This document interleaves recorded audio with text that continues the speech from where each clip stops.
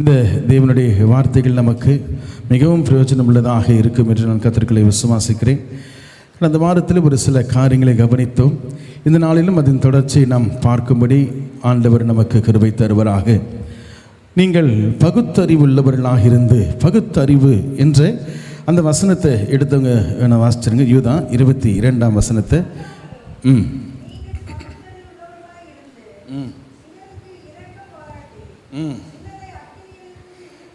போதும். இங்கே வாசிக்கிறோம், சிலருக்கு இரக்கம் பாராட்டி சிலரை அக்கினியிலிருந்து இழுத்து விட்டு ரட்சித்து என்று வேதம் சொல்லுகிறது. அப்போது உங்களுடைய என்னுடைய பகுத்தறிவானது எந்த அளவுக்கு மற்றவர்களுக்கு அதை பாதிப்பை ஏற்படுத்த வேண்டும் என்பதை இந்த வேதத்திலே நாம் வாசிக்கிறோம். பகுத்தறிவு என்று சொன்னவுடன் அநேக விஷயங்கள் நமக்கு நம்முடைய சிந்தனையிலே நமக்கு வரலாம். நம்முடைய சபையின் யூடியூப் சேனலில் முதல் பகுதியை வால்யூம் 1 நான் போட்டிருக்கிறேன். அதை கேட்டு பாருங்கள்.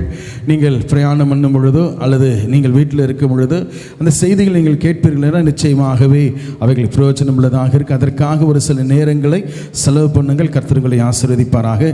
அது மாத்திரமல்ல, உங்களுடைய நண்பர்களுக்கும் உங்களுடைய உறவினர்களுக்கும் இந்த செய்திகள் அனுப்புங்கள். நிச்சயமாகவே கர்த்தருடைய ஆவியானவர் அவர்களிடத்தில் பேச வேண்டும் என்றால் நிச்சயமாக இந்த செய்திகள் அவர்களும் கேட்பதற்கு அது ஏதுவாக அமைக்கப்படும் என்று நான் கர்த்தர்களை விசுவாசிக்கிறேன். சரி, நாம் பகுத்தறிவுள்ளவர்களாக இருந்து, பகுத்தறிவு என்று சொல்லும் பொழுது நமக்கு அது ஆங்கிலத்தில் காமன் சென்ஸ் அப்படின்னு சொல்லுவாங்க, பொதுவான ஒரு அறிவு என்று சொல்லுவாங்க. இன்றைக்கு அநேகம் பேர் திட்டம், ஒரு கொஞ்சம் கூட உனக்கு அறிவு இல்லையா, கொஞ்சம் ஒரு காமன் சென்ஸ் கூட இல்லையா, நீ யோசிச்சு இதை பண்ண மாட்டேன் அப்படின்னு கேட்போம். காரணம் என்னவென்றால், அறிவற்றவனாக அல்லது காமன் சென்ஸ் இல்லாதவனாக நான் ஒரு செயலை செய்யும் பொழுது அது மற்றவர்களுக்கு அதை பாதிப்பை ஏற்படுத்திவிடும் என்று பார்க்கிறோம். நம்முடைய தேசத்திலும் அநேகம் பேர் என்ன செய்தார்கள், அறிவுள்ளவர்களாக அநேக காரியங்களை ஒழிக்கும்படியாக பிரயாசப்பட்டவர்களை குறித்து நாம் அறிந்திருக்கிறோம். ஆனால் அந்த பகுத்தறிவும் இந்த பகுத்தறிவும், வேதத்தில் சொல்லப்பட்டிருக்கிற பகுத்தறிவும் ஒன்று அல்ல என்பதை நான் புரிந்து கொள்ள வேண்டும். அந்த செய்தியில் விளக்கமாக அந்த காரியங்களை நான் சொல்லியிருக்கிறேன். இந்த நாளிலும் கூட ஒரு சில வசனங்களை நம்முடைய வாழ்க்கையில் நாம் தொடர்ந்து பிரயாணம் பண்ணி கொண்டிருக்கிற, தினமும் நான் பார்த்து கொண்டு இருக்கிற அல்லது வாரம் நாம் செய்து கொண்டிருக்கிறவர்களிலே பகுத்தறிவு உள்ளவர்களாக நாம் காணப்பட வேண்டும் என்பதை வேதம் நமக்கு சொல்லிக் கொடுக்கிறது என்று பார்க்கிறோம். இது நமக்கு மாத்திரமல்லங்க, இந்த பகுத்தறிவு மற்றவர்களுக்கும் என்ன செய்கிறது, அவைகள் பாதிப்பை ஏற்படுத்து. எப்படிப்பட்ட பாதிப்பு என்றால், எப்படிப்பட்ட விதமான ஒரு விளைவை கொடுக்கிறது என்றால், அவர்களை அக்கினியிலிருந்து அவர்களை விடுதலையாக்கக்கூடியவர்களாக, அவர்களை தவறான வழியிலிருந்து அவர்களை விடுதலையாக்கக்கூடியதாக நம்முடைய பகுத்தறிவானது என்ன செய்கிறது, உதவியுள்ளதாக இருக்கிறது என்று வேதம் சொல்லுகிறது. ஆகவே தான் நான் செய்கிறது மற்றவர்களுக்கு என்ன பிரச்சனை உண்டாக்க போது, நான் பாட்டு இருக்கிறேன், எனக்கானவர்களை நான் செய்கிறேன், மற்றவங்களுக்கு ஒன்றும் இல்லை, உனக்கு என்ன வந்துச்சு, நான் தானே செய்கிறேன், உனக்கு என்ன வந்துச்சு என்று சொல்லி நாம் சில பேரை கேட்டுருவோம். காரணம் என்னென்றால், நாம் செய்கிறது தனியாகவோ இருக்கிற காரியங்களை மாத்திரம் நம்மை மாத்திரம் பாதிக்கிறவைகள் அல்ல, அவைகள் மற்றவர்களையும் பாதிக்கிறது என்பதை நாம் மறந்து போகக்கூடாது. அது எப்படியாக அது பாசிட்டிவாக அது பாதிக்கிறதோ, அது நெகட்டிவில் அதை நம்மை கொண்டு போய் விடுகிறதோ என்பதை நாம் என்ன செய்யலாம், அது நடக்கிற விஷயங்களை பொறுத்து அமைக்கப்படுகிறது என்று பார்க்கிறோம். நம்முடைய கிறிஸ்தவர்களாக, நாம் கிறிஸ்துவை ஏற்றுக்கொண்டவர்களாக இருக்கிற நாம் பகுத்தறிவுள்ளவர்களாக இருக்க வேண்டும் என்று வேதம் சொல்லுகிறது. இன்றைக்கு இருக்கிற சூழ்நிலைகளை கவனித்து பார்க்கும் பொழுது, பகுத்தறிவு என்ற விஷயத்தை சபைக்குள்ளே நான் கொண்டு வருவேன் என்றால், பகுத்தறிவு என்று சொல்லுகிற இந்த விஷயத்தை, எதை காமன் சென்ஸ் என்று சொல்லுவாங்க, இந்த காரியத்தை என்ன செய்கிறது என்றால், நாம் சபைக்குள்ளே கொண்டு வர வேண்டும் என்றால் அநேக விஷயங்கள் என்ன செய்கிறது, நமக்கு என்ன செய்யும், விளங்கும் என்று. ஏன் இதை செய்கிறோம், ஏன் இதை பண்ணுகிறோம். சில பேர் என்ன மூட நம்பிக்கைகள் என்று சொல்லுவார்கள், மூட நம்பிக்கை அல்லது கோட்பாடுகள் என்று சொல்லுவார்கள், அல்லது அங்கே சொல்லப்பட்டு அந்த மதத்தில் அந்த அவங்களுடைய வேதங்களில் சொல்லப்பட்டு இருக்கிற காரியங்கள் என்று சொல்லுவார்கள். அதாவது வேதத்தில் சொல்லியிருக்கிற எல்லாவற்றையும் என்ன செய்ய வேண்டும் என்றால், நீங்கள் நான் கடைபிடிக்கும்படியாக போவதை காட்டிலும் நான் பகுத்தறிவுள்ளவனாக இருந்து எனக்கென்று நியமிக்கப்பட்டிருக்கிற ஓட்டத்திலே நான் தொடர்ந்து ஓடுகிறவனாக இருக்க வேண்டும். ஆகவேதான் வேதத்தில் சொல்லும் பொழுது ஆண்டவர் சொல்லுகிறார், இத்தனை திரளான சாட்சிகள் நம்மை சூழ்ந்து இருக்க. இத்தனை திரளான சாட்சிகள் நம்மை சூழ்ந்து இருந்தாலும் மோசே என்ன செய்கிறார்? நமக்கு உதாரணமாக இருக்கிறார். ஆபிரகாம் நமக்கு முன்னுதாரணமாக இருக்கிறார். நோவா நமக்கு முன்னுதாரணமாக இருக்கிறார். இன்னும் அநேக தேவ பிள்ளைகள், தாவீது, சிம்சோன் போன்ற எத்தனையோ பேர் என்ன செய்கிறார்? முன்னுதாரணமாக இருக்கிறார்கள். சாமுவேல் தீர்க்கதரிசி நமக்கு ஒரு முன்னுதாரணமாக இருந்தவர் என்று பார்க்கிறோம். இன்னும் பல பேர் நமக்கு முன்னுதாரணமாக இருந்தாலும், நம்மை சுற்றி இருந்தாலும், விசுவாசத்தை துவக்குகிறவரும் முடிக்கிறவருமாக இருக்கிற கிறிஸ்துவை நோக்கிதான் நமது ஓட்டம் இருக்க வேண்டும் என்று வேதம் சொல்லுகிறது. ஹல்லேலூயா. இத்தனை திருஷ்டாந்தங்களை தேவன் நமக்கு வைத்திருந்தாலும், இத்தனை காரியங்கள் வேதத்திலே நமக்கு கொடுக்கப்பட்டாலும், 66 புத்தகங்கள் நமக்கு கொடுக்கப்பட்டாலும், நீங்கள் நானும் தொடர்ந்து பிடித்து கொண்டு பார்த்து கொண்டு ஓட வேண்டியது யாரை தெரியுங்களா?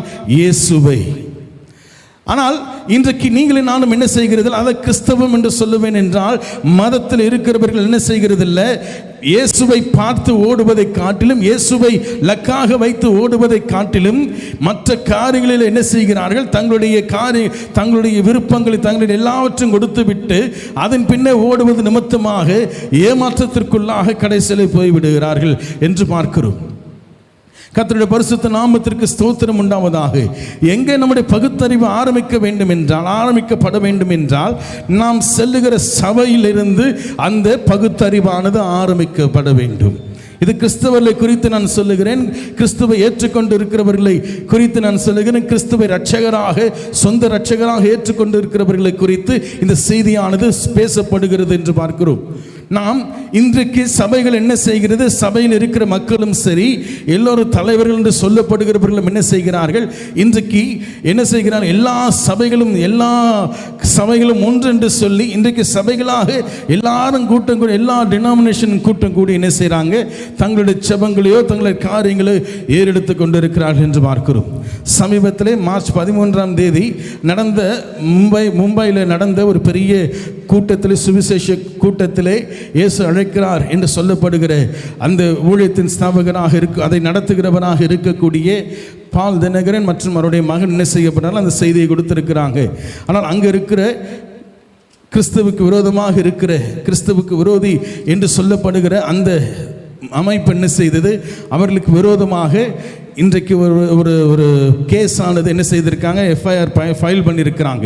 என்னவா? பிளாக் மேஜிக் என்று சொல்லப்படுகிற அதன் அடிப்படையில் என்ன செய்திருக்கிறார்கள்? ஒரு கேஸ் போட்டிருக்கிறாங்க. இன்றைக்கு என்ன ஆகும் என்றால், இதை கேட்டவுடன் எல்லா சபை மக்களும் கூடி என்ன செய்வோம்? நாம் செபிக்கிறவர்களாக இருப்போம். எப்படியாவது ஆண்டவரே அந்த கேஸை ஒன்றும் இல்லாமல் பண்ணிடுங்க, எப்படியாவது ஆண்டவரே அவரை விடுதலையாக்குங்க, எப்படியாவது ஆண்டவரே இப்படிப்பட்ட காரியங்கள் தேசத்தில் இல்லாதபடி செய்யுங்க என்று சொல்லி செபிக்கும்படியாக எல்லா சபைகளும் வேதம் அவங்க சொல்ற விஷயம் என்ன? சபை பாகுபாடின்றி கலந்து கொள்ளுங்கள் என்று சொல்லுவார்கள். அங்கேயே உடைந்து போனது நம்முடைய பகுத்தறிவானது. நான் செபிக்கிற விஷயத்தை குறித்து பேசல, அந்த ஊழியத்திற்காக அந்த கேஸுக்காக செபிக்கிற விஷயத்தை குறித்து பேசல. நான் சொல்லுகிறது என்னவென்றால், சபை பாகுபாடின்றி வந்து கலந்து கொள்ளுங்கள் என்று சொல்லுகிறார்களே, அப்பவே என்ன ஆச்சுங்க? கிறிஸ்துவுக்குள்ளாக நீங்களும் நான் கொண்டிருக்க வேண்டிய பகுத்தறிவானது உடைந்து போய்விட்டது. இன்றைக்கு நீங்களும் நானும் என்ன செய்கிறோம் என்றால், ஒரு டினாமினேஷனை பிடித்துக்கொண்டு, ஒரு சில கோட்பாடுகளை பிடித்துக்கொண்டு என்ன செய்கிறோம்? ஓடிக்கொண்டிருக்கிறோம். இன்னும் சில பேர்லாம் பார்த்தீங்கன்னா, சபை எங்க சபை? அது தாய் சபை அப்படின்வாங்க. எந்த சபையில் நீ ரட்சிக்கப்பட்டாயோ அந்த சபையிலே நீ இருந்தே ஆகணும் அப்படின்வாங்க. அந்த சபையில் நல்ல சத்தியத்தை சொல்கிறாங்கன்னா இருக்கிறதுல ஒரு தப்பும் கிடையாது. சத்தியத்தை போதிக்கிறார்கள் என்றால் ஒரு தப்பும் கிடையாது.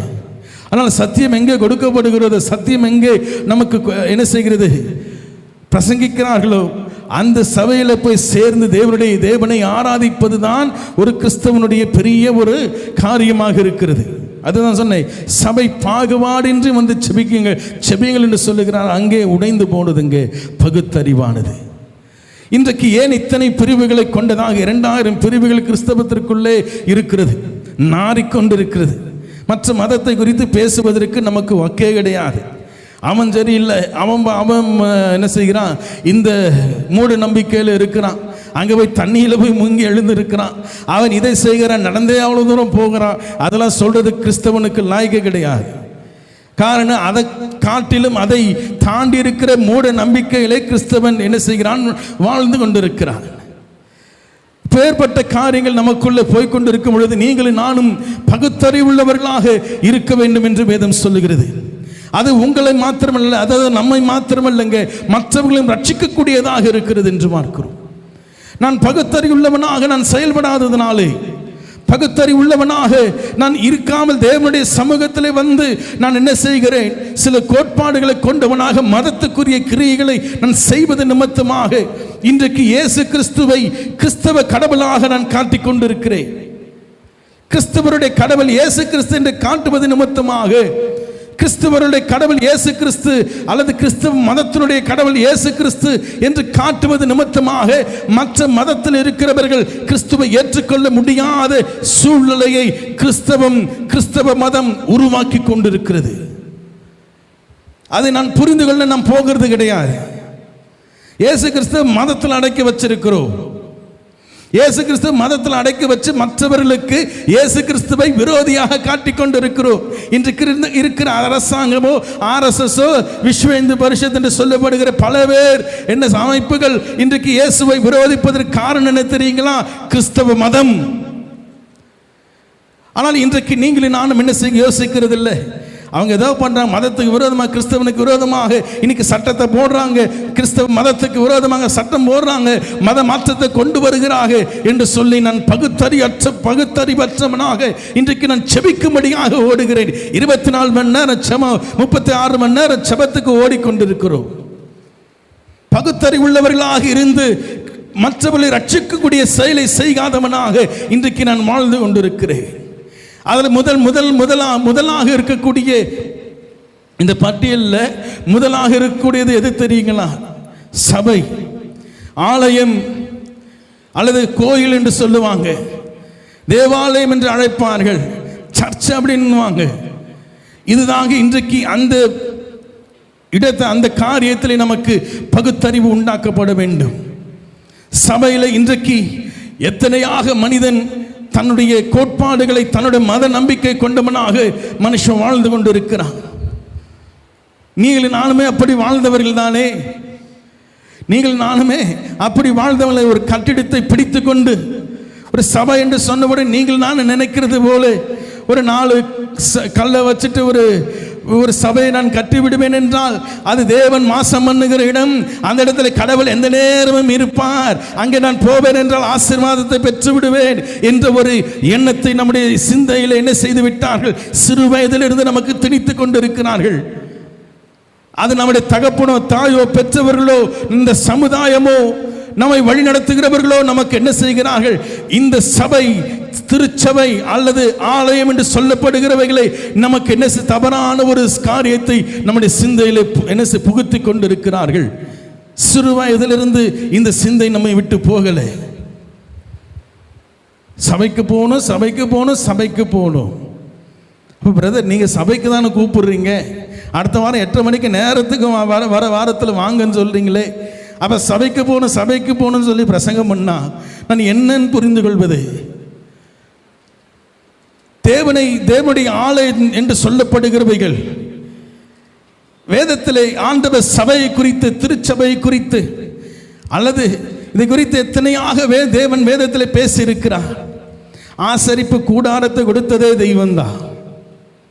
மோசேக்கு ஆண்டவர் ஆசரிப்பு கூடாரம் ஒரு ஆலயமானது எப்படி இருக்குன்னு, முதலாவது கூடாரத்தில் இருந்தது, திரைச்சீலையின் மத்தியில் இருந்தது என்று பார்க்கிறோம். நாளடைவில் தாவீது அரசனான போது தன் உள்ளத்திலே என்ன செய்கிறார், ஒரு வாஞ்சை கொண்டவராக கடவுளுக்காக பெரிய ஒரு ஆலயத்தை நான் கட்டப்போகிறேன், ஒரு கோயில் நான் கட்டப்போகிறேன் என்று ஆண்டவர் இடத்திலே தாவீது சொல்லும் பொழுது ஆண்டவர் நீ செய்ய மாட்டாய், எனக்கு கட்ட வேண்டாம் முதல்ல சொல்லுவார். எனக்கு நீ இதை செய்யாதுன்னு சொல்லுவேன். இல்லை ஆண்டவரை, நான் செஞ்சே ஆகணும், நான் பஞ்சுமத்திலே படுத்து உருண்டு கொண்டிருக்கிறேன், என் வீட்டை பார்ப்பேன் என்றால் மற்ற பாவற்ற வீட்டிலே நான் வசித்து கொண்டிருக்கிறேன், ஆனால் உம்முடைய உடன்படிக்கை பெற்றியோ எதற்குள்ளே இருக்கிற ஒரு திரை சிலைக்குள்ளே இன்று கொண்டு இருக்கிறது, அது எனக்கு மிகவும் வேதனையாக இருக்கிறது என்று சொன்னவர். அவ்வாறாக பெரிய ஒரு ஆலயத்தை கட்டி என்ன செய்தார்? யாருங்க? சாலமோன். தாவீது அநேக காரியங்களை, சாலமோன் அன்னைக்கு கஷ்டப்படக்கூடாது என்பதற்காக பணத்தை சேகரித்து வைக்கிறார், பொருட்களை சேகரித்து வைத்தான், சபதரித்து வைத்தான் என்று வேதம் சொல்லுகிறது. அவ்வளோ பணம் அவ்வளோ காரியம் கொடுத்தோன்னு சாலமோனுக்கு என்னாச்சுங்க? பணத்திமிரு பிடித்தவனாக 1000 அவருக்கு எத்தனை மனைவின்னு சொல்லப்படுகிறது? 700 மனைவிகள் 300 மறுமனை ஆட்டைகள் என்று வேதம் சொல்லுகிறது. தாவீது எதுக்கு பணத்தை சேகரித்து வைக்க சொன்னா இவர் என்ன பண்ணிட்டு இருக்கிறார்? சரி, ஆண்டவர் என்ன செய்ய சாலமோன் மூலமாக அநேக பெரிய ஒரு ஆலயம் என்ன செய்யப்பட்டதுங்க? கட்டப்பட்டது. அங்கே உடன்படிக்கை பெற்று என்ன செய்கிறதுங்க? அந்த பெரிய ஒரு ஆலயத்தில் என்ன செய்தது? போய் அங்கே இருந்தது என்று பார்க்கிறோம், வைக்கப்பட்டது என்று பார்க்கிறோம். இயேசு கிறிஸ்துவின் காலத்திலே இருந்த தேவாலயம் அப்படிப்பட்ட ஒரு ஆலயம்தான். தேவாலயத்திற்குரியவர், தேவாலயத்துக்குள்ளே உடன்படிக்கையாக இருந்தவர், தேவாலயத்திற்குள்ளே உடன்படிக்கையாக இருந்தவர் தாமே. உடன்படிக்கையில் இருந்த தெய்வம் என்ன செய்யப்படுது? வாக்குறுத்தபடி, தீர்க்க தரிசனத்தின்படி பெத்லகேமிலே பிறந்தவர் அவர், மாம்சத்திலே வந்தவர் அவர். மாம்சத்திலே வந்த இயேசு கிறிஸ்து என்ன செய்தார்? தன்னை தேவாலயத்துக்குரியவராக காண்பித்துக் கொண்டாரா அல்லது என்னவாக அவர் காண்பித்துக் கொண்டார்? அவரே தேவாலயத்து குறித்து அவர் என்ன செய்யலங்க? பொறுப்பெடுக்கவே இல்லை என்று பார்க்கிறோம். ஆகவே சொல்ற, நீ தேவாலயத்தை பிடித்துக் கொண்டு தேவாலயத்தை கட்டி நீ என்ன செய்து கொண்டு இருக்கிறாய்? அழுது கொண்டு இருக்கிறாய் என்று ஆண்டவர் சொல்லுகிறார். கர்த்தருடைய பரிசுத்த நாமத்திற்கு மகிமை உண்டாவதாக. வேதம் சொல்லுகிறது, தேவன் எங்கே வாசம் பண்ணுகிறார்? எந்த இடத்துல இருக்கும்படியாக ஆசைப்படுகிறார்? கட்டிடத்திலையா? இல்லை. நம்ம இந்த மேலே இந்த ஹால் கட்டும்போது கூட, சபை கட்டும்போது கூட என்ன சொன்னாங்க? மேலே ஒரு சிலுவை வைங்க பிரதர் அப்படின்னாங்க. மேலே ஒரு சிலுவை வைங்க. அப்படி வச்சா என்ன ஆகும்? எல்லாருக்கும் என்ன செய்யும்? இங்கே இருக்கிற எல்லாருக்கும் இங்கே ஒரு சர்ச் இருக்குன்னு தெரியும் அப்படின்னாங்க. நான் எனக்குள்ளே ஒரு யோசனை இருந்துகிட்டே இருந்தது, அது எப்படி நம்ம பண்ணுறது? அது எப்படி நம்ம செய்ய முடியும்? அது வைப்பேன் என்றால் ஒரு சில காரியங்கள் எனக்குள்ளே அது சரியாக ஒத்து வராதனால அதை நான் செய்யலை, வேண்டாம் அப்படின்னு விட்டுட்டேன். ஆனால் இன்றைக்கு எல்லோரும் என்ன செய்கிறாங்க? ஒரு கோயில் இருந்த ஒரு சர்ச் இருக்குன்னா அந்த சர்ச் என்ன செய்யணும்? ஒரு கோபுரம் போல இருக்கணும். அந்த கோபுரத்தின் உச்சியில் ஒரு என்ன செய்யணும்? ஒரு சிலுவை இருக்கணும். அந்த சிலுவைக்கு என்ன செய்வாங்க? இன்னைக்கு ரெட் கலரில் லைட்டை போட்டு கலரை போட்டு என்ன செய்கிறாங்க? எங்கேருந்து பார்த்தாலும் நமக்கு தெரிகிற மாதிரி நமக்கு வைப்பாங்க. அதை தவறு என்று நான் சொல்ல வரல. ஆனால் இன்றைக்கு இருக்கிற தேவாலயங்களை மனிதன் எப்படியாக எண்ணிக்கொண்டு இருக்கிறான்? ஒரு குடிசை, ஒரு ஒரு ஒரு சின்ன ஒரு இடத்துல சபை நடத்த, இது சபையா அப்படின்னு கேள்வி கேட்குறாங்க. இது சர்ச்சா? இங்கே எப்படி போக முடியும்? இங்கே என்ன ஒரு 10 பேர் தான் இருக்கிறாங்க, இங்கே என்ன ஒரு 20 பேர் தான் இருக்கிறாங்க, இங்கே என்ன ஒரு 5 பேர் தான் உட்கார்ந்து ஆராதிக்க முடியும். அவ்வளோ இடத்துல எப்படி நம்ம போய் ஆராதிக்கிறது? ஏனென்றால் இன்றைக்கு நம் மதத்துக்குரியவனாக இருக்கிறபடினாலே பெரிய பெரிய கோபுரங்களை நான் பார்த்து கொண்டு இருக்கிறேன். பெரிய பெரிய கோபுரங்களை கண்டு என்ன செய்கிறேன்? அதில் சிலுவையை நான் பார்த்த உடனே எத்தனை அருமையாக இந்த சபை இருக்குது, இந்த கோயில் இருக்கிறது, ஆலயம் இருக்கிறது என்று நான் ஓடி போய் என்ன செய்கிறேன்? அங்கே தான் மெம்பர் ஆகிறேன். அங்கே தான் அந்த மாதிரி சபையில் தான் மெம்பர் ஆகிறேன். ஏங்க சிஎஸ்ஐலையும் ஆர்சியிலையும் இருந்து மெம்பராக இருக்கிறவங்க அதிலிருந்து வருவதற்கு கஷ்டப்படுறாங்க தெரியுங்களா? அந்த சபையின் மேலே உள்ள பாசத்து நிமித்தமா, அல்லது அங்கே ஊழியர் செய்கிற ஐயரோ அந்த போதகர் என்று சொல்லுகிறவர்கள் மேலே இருக்கிற பாசத்து நிமித்தமா, அல்லது தேவன் மேலே இருக்கிற அன்பின் நிமித்தமா? இல்லை. அநேக காரியங்கள், அநேக நன்மைகள் அந்த சபைகளிலே நம்ம என்ன செய்கிறோம்? இருக்கும் பொழுது நமக்கு என்ன உண்டுங்க? நமக்கு ஒரு ப்ளஸ் இருக்குது, ஒரு அட்வான்டேஜ் இருக்குது. கல்லறை கிடைக்கும் சில பேருக்கு. அவங்க பிள்ளைங்களுக்கு கல்யாணம் பண்ணி வைப்பாங்க. யார்? ஐயர் வந்து கல்யாணம் பண்ணி வைப்பார்.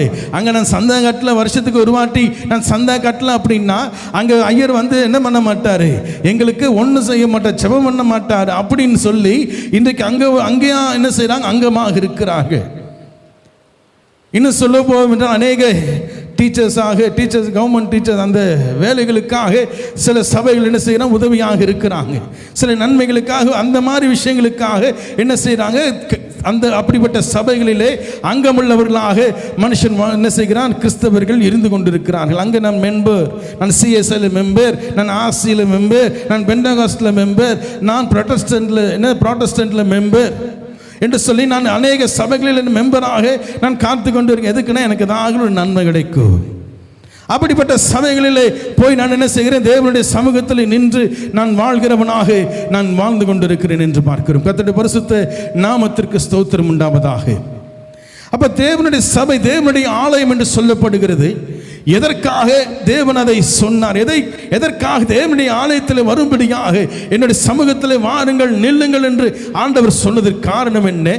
ஆனால் இன்றைக்கு நீங்களே நானும் மத ரீதியாக அவைகளை நான் மாற்றிக்கொண்டு கட்டிடத்தை பிடித்து கொண்டவனாக நாம் என்ன செய்கிறோம்? வாழ்ந்து கொண்டிருக்கிறோம்.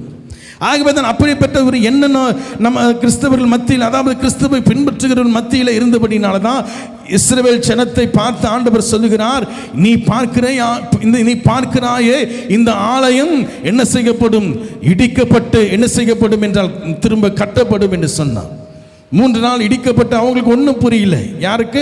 அவருடைய சீஷர்களுக்கு ஒன்றும் புரியல. ஏனென்றால் அவருடைய சீஷர்கள் அந்த ஆலயத்தை பார்த்து சொல்றாங்க, எவ்வளோ அழகாக கட்டியிருக்கு பாருங்க, எவ்வளோ அருமையாக கட்டியிருக்கிறார்கள். அந்த காலத்தில் அந்த தேவாலயம் கட்டப்பட்டது எதனாலே? அங்கே இருக்கிற சிமெண்ட்டையோ மண்ணையோ வைத்து கட்டப்படலைங்க. அது என்ன, தங்கம் முலாம் போட்டு தங்கத்திலே அந்த ஆலயமானது கட்டப்பட்டது என்று பார்க்கிறோம். ஆகவே சொல்ல, ஒரு கல்லின் மேல் ஒரு கல் இராதபடி என்ன செய்யப்படும்? எல்லாம் தகர்க்கப்பட்டு போகும். ஏன்னா ஒரு கல்லுக்கு இன்னொரு கல்லுக்கு இடையில தங்கம் இருக்கிறதுனாலே ஒரு கல் இன்னொரு கல்லை இராதபடி பிரித்து எடுத்து என்ன செய்தாங்க? அந்த தங்கத்தெல்லாம் எடுத்துக்கொண்டு ஓடி போனார்கள். கிபி 70ஆம் ஆண்டிலே அந்த சபை, அந்த ஆலயமானது இடிக்கப்பட்டது என்று பார்க்கிறோம். ஒரு அரசன் வந்து முழுமையாக அந்த இடத்தை என்ன செய்தார்? அங்கே கேப்சர் பண்ணார் என்று பார்க்கிறோம், சிறைபிடித்தார் என்று பார்க்கிறோம். இன்றைக்கும் இஸ்ரவேல் அந்த பாடுக்குள்ளாக தான் இருக்கிறது. இன்றைக்கும் இஸ்ரவேல் அந்த பாடுக்குள்ள, அந்த எருசலேம் அந்த நகரமானது பாடுக்குள்ளாக எந்து உந்து என்று சொல்லி என்ன செய்ய மாறி மாறி சண்டை போட்டுக்கொண்டு அவனும் நிம்மதியா இல்லாம, ஊர்ல இருக்கிறவர்களும் மற்ற உலகத்தில் இருக்கிற நிம்மதியா இல்லாம மாற்றி கொண்டிருக்கிறது என்று பார்க்கிறோம். காரணம் என்ன? அவர்களுக்கு அந்த நிலம், அந்த நிலம் அவர்களுடையது, அந்த இடம் அவர்களுடையது என்று சொல்லி என்ன செய்கிறார்கள்? இன்றைக்கு இருக்கிற மதவாதிகள் அவைகளை செயல்படுத்தி கொண்டிருக்கிறார்கள் என்று பார்க்கிறோம். சரி, அப்போ தேவன் எப்படிப்பட்ட இடத்திலே வாசம் பண்ணுகிறார்? கைகளினால், வேதம் சொல்லுகிறது, கைகளினால் கட்டப்பட்ட கோயில்களில் அவர் வாசம் பண்ணுகிறது இல்லையா? கர்த்தருடைய பரிசுத்த நாமத்திற்கு ஸ்தோத்திரம் உண்டாவதாக. அப்படி என்றால் தேவன் எங்கே வாசம் பண்ணுகிறார் என்று வேதம் சொல்லுகிறது? எங்கே வாசிக்கிறோம்? 1 கொரிந்தியர் 3ஆம் அதிகாரம் 17ஆம் வசனத்தை எடுத்து வாசிங்களேன். அப்ப ஆண்டவர் சொல்றார், 1 கொரிந்தியரில் பரிசுத்த ஆவியானவர் வெளிப்படுத்துகிறதை நாம் பார்க்கிறோம். பவுல் வெளிப்படுத்துகிறதை நாம் இங்கு கவனிக்கிறோம். ஆலயம் என்று சொல்லப்படுகிறது கைகளினால் கட்டப்பட்ட கோவில்கள், கைகளினால் கட்டப்பட்டவைகளிலே தேவன் வாசம் பண்ணுகிறவர் அல்ல. ஆகவே தான் ஏசாயா 66ஆம் அதிகாரம் 1ஆம் வசனத்தை எடுத்துங்க வாசிங்களே. ஏசாயா 66:1. கர்த்தர் சொல்லுகிறது என்னவென்றால், வானம் எனக்கு சிங்காசனம், பூமி எனக்கு பாதப்படி. நீங்கள் எனக்கு கட்டும் ஆலயம் எப்படிப்பட்டது? நான் தங்கியிருக்கும் ஸ்தலம் எப்படிப்பட்டது?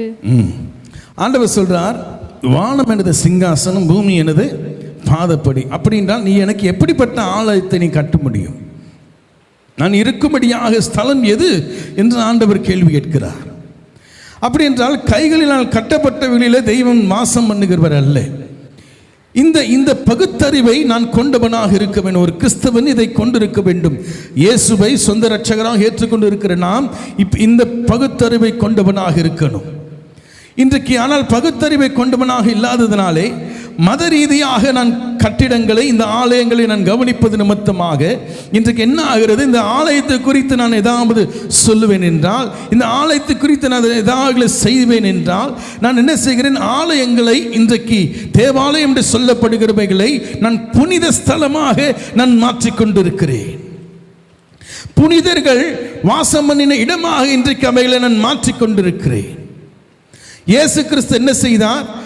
வேதம் சொல்லுகிறது, தேவாலயத்திலும் பெரியவர் இங்கே இருக்கிறார். எங்கே நின்று கொண்டு சொல்லுகிறார்? தேவாலயத்துக்குள்ளே இருந்து ஆண்டவர் சொல்லல, தேவாலயத்திற்கு வெளியே நின்று ஆண்டவர் சொல்லுகிறார். இனி கட்டிடத்தை, இந்த தேவாலயத்தை பெரிதாக பேசிக் கொண்டிருக்கிறாயே, அந்த ஆலயத்தை காட்டிலும் பெரியவர் வெளியே நின்று கொண்டிருக்கிறார். அப்ப இயேசு கிறிஸ்து என்ன செய்கிறார்? நிச்சயமாகவே அந்த தேவாலயத்தில் ஒரு சாதி மாத்திரம்தான், ஒரு கோத்திரம் மாத்திரம்தான் உள்ள போய் அபிஷேகம் பண்ண முடியும், உள்ள போய் பூஜை பண்ண முடியும் என்ற எல்லா யூதர்களுடைய அந்த முறைமைகள் என்ன செய்யப்பட்டது என்றால் கிறிஸ்துவின் மரணத்தின் போது தகர்த்தெறியப்பட்டது என்று பார்க்கிறோம். ஆகவேதான் தேவாலயத்தின் திரைச்சிலை மேல் தொடங்கி கீழ் வரைக்குமாக 2ஆக கிழிந்து எல்லோரும் அதற்குள்ள பிரவேசிக்கும்படியாக தேவன் அவைகளை செய்தார் என்று பார்க்கிறோம். நீ ஒரு இடத்தை அந்த இயேசு கிறிஸ்து அந்த ஸ்திரீயின் இடத்துல போய் பேசும் பொழுது நீ ஒரு இடத்தை பார்த்து எருசலேமில் இருக்கிற தேவாலயத்தை பார்த்து என்ன செய்வோம், அந்த பகுதியை அந்த திசையை நோக்கி பார்த்து செபித்து கொண்டிருக்கிறீர்கள். ஒரு காலம் ஒன்று வருகிறது, பிதாவாகிய தேவனை எங்கும் தொழுது கொள்ளுகிற காலம் வருகிறது என்று சொன்னார். ஹல்லேலூயா. ஆகவேதான் இன்றைக்கு இஸ்லாமியர்கள் என்ன செய்வாங்க, மெக்கா இருக்கிற திசையை பார்த்து தான் என்ன செய்வாங்க, மந்திரம் சொல்லுவாங்க, அவங்களுடைய பிரேயர்ஸ் அவங்க எடுப்பாங்க. ஏனென்றால் வேதத்தில் அப்படி சொல்லப்பட்டிருக்கிறது. ஆனால் ஆண்டவர் சொல்றார், இயேசு கிறிஸ்து சொல்றார், நீ தேவாலயத்தை பார்க்கிறாய், எருசலேமில் இருக்கிற தேவாலயத்தை கண்டிருக்கிறாயே, அந்த தேவாலயத்தை என்ன செய்யப்படுகிறது, அந்த தேவாலயத்தில் மாத்திரம் தெய்வம் இல்லை, அப்பேற்பட்ட சிந்தை எடுத்து போட்டுட்டு தேவாலயம் என்று சொல்லப்படுகிறது. தேவனை ஆராதிக்கிறவர்கள் எல்லா இடங்களிலும் உலகம் எங்கும் இருக்கிறாய் வரப்போகிறார்கள் என்று ஆண்டவர் சொன்னார். ஆகவேதான் ஆண்டவர் புதிய ஏற்பாட்டில் இயேசு கிறிஸ்து சொல்லும் பொழுது என்னுடைய வீடு என்று ஆண்டவர் சொல்லுகிறார். ஹல்லேலூயா. தேவாலயம் என்ற கட்டிடங்களையோ அல்லது அங்கே இருந்த சாலமோனினால் கட்டப்பட்டு திரும்பமாக கேப்சர் பண்ணப்பட்டு திரும்பமாக புதுப்பிக்கப்பட்ட அந்த தேவாலயத்தை பார்த்து ஆஹா இதுதான் தேவன் வாசம் பண்ணுகிறார் என்று இயேசு சொல்லல. இயேசு கிறிஸ்து என்ன சொன்னார், அந்த ஒரு கல்லின் மேல் ஒரு கல்லெல்லாம் இராதபடி உன் மதத்துக்குரிய எல்லாம் உடைக்கப்பட்டு போகும். அதே போலவே கிபி 70 பெரிய ஒரு போர், இது இன்றைக்கு நடக்கிற போரை போல ஒரு பெரிய போர் ஒன்று நடந்து என்ன செய்யப்பட்டது, அந்த தேவாலயம் இடிக்கப்பட்டது என்று பார்க்கிறோம். இது சரித்திரம். இது அது ஏன் நடந்தது, ஏன் இப்படி இன்று 2000 வருஷமாகியும் இஸ்ரவேல் இன்னமும் ஏன் இந்த யுத்தங்களுக்குள்ளாக பாடுகளுக்குள்ளாக பிரச்சனைகளுக்குள்ளாக போய்கொண்டிருக்கிறார்கள் என்கிறதை நாம் புரிந்து கொள்ளணும். ஆனால் அதற்கு இன்றைக்கு நேரம் இல்லை. ஏதோ நினைக்கிற இஸ்ரவேல் நடக்கிற விஷயம் அது அவங்களுக்கு பிரச்சனை, அங்கே பக்கத்தில் ஈரான் இருக்கு அதுக்கு பிரச்சனை அப்படி நினைக்கிறோம். இல்லை, பெரிய ஒரு பாதிப்பை இந்த உலகத்தில் ஏற்படுத்தக்கூடியதாக அவருடைய செயல்கள் நடந்து கொண்டிருக்கிறது. ஏன் இடம் பிரச்சனை, அந்த இடத்தை பிடித்து கொண்டு அந்த யூதர்கள் சொல்றாங்க எங்களுக்கு என்று ஒரு ஆலயம் கட்டணும். எங்க, அந்த இடத்துல தான் கட்டணும். எந்த இடத்துல இன்றைக்கு மசூதி இருக்கிறது, இங்கே அந்த இடத்துல என்ன செய்யறாங்க, அங்கதான் கட்டணும்ன்றாங்க. ஏன்னா அங்கதான் சாலமோனால் கட்டப்பட்ட தேவாலயம் இருந்தது, அது இடிக்கப்பட்டு அங்கே என்ன செய்தார்கள், அங்கே வேறு ஒரு காரியத்தை வேறு மசூதியை கட்டி என்ன செய்தார்கள், இன்றைக்கு அதை வணங்கி கொண்டு இருக்கிறாங்க. சொன்ன இல்லை, அது அங்கே இருக்கக்கூடாது, அங்கே என்ன ஒரு இடத்தை மனிதன் பிடித்து கொண்டு ஓடிக்கொண்டிருக்கிறார்.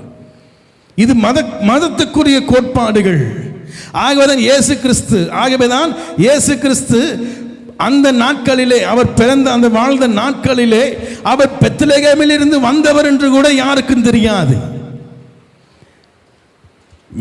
வேதத்தில் சொல்லப்பட்டிருக்கிற வாக்கு தத்துவத்தின்படி தீர்க்க தரிசனத்தின்படி இயேசு கிறிஸ்து பெத்லகேமில் இருந்து பிறந்தவர் வந்திருக்க வேண்டும்.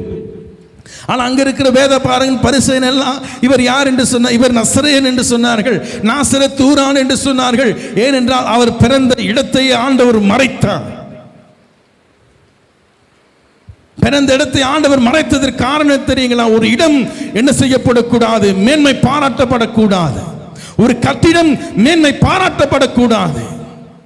ஏன் இன்னொன்று சொல்ற, தன்னையே அவர் ஆலயமாக அவர் கட்டிடமாக காண்பித்து சொல்லுகிறார், இந்த கட்டிடத்தில் இடித்து நான் 3 நாள் உயிரோடு கூட எழுப்புவேன்னு சொன்னார். ஏன், தன் உருவத்தை கூட ஆண்டவர் மேன்மைப்படுத்த விரும்பல. இயேசு கிறிஸ்து பூமியிலே மாம்சத்தில் வெளிப்பட்டாலும் தன்னுடைய மாம்ச தோற்றத்தை, தன் முக தோற்றத்தை ஆண்டவர் என்ன செய்யலங்க, வெளிப்படுத்தல. ஆகவேதான் மனுஷன் கற்பனை பண்ணி இயேசு இப்படி இருப்பார், இயேசு அப்படி இருப்பார் அப்படின்னு சொல்லிட்டு என்ன செய்ய, ஒரு மனுஷன் வேற ஒரு மனுஷனை வரைஞ்சு நம்ம காட்டிட்டு இருக்கிறாங்க. நாம் அவர் அதுதான் கடவுள் என்று, அதுதான் இயேசுவின் உருவம் என்று நான் வணங்கி கொண்டு போய் கொண்டிருக்கிறேன். இயேசு கிறிஸ்து ஒரு இடத்தை பெரிதுபடுத்தும்படியாக அவர் விரும்பல, அல்லது ஒரு கட்டிடத்தை பெரிதுபடுத்தும்படியாக அவர் விரும்பல. இன்னொரு சொல்ல, அவருடைய உருவத்தை கூட ஆண்டவர் காட்டல. 2000 வருஷமாச்சு, ஒருத்தம் கூட இதுவரைக்கும் இயேசு இப்படிதான் இருப்பார் என்று யாருக்கும் தெரியாது. ஏங்க, உயிர்த்தெழுந்த பிறகு அவருடைய சீஷர்களுக்கு தெரியல. உண்மைதானே? இயேசுவோடு கூட 3 வருஷம் ஊழியத்தை செய்தவர்கள். இவர் தோட்டக்காரனோ? யாரு? மார்த்தா.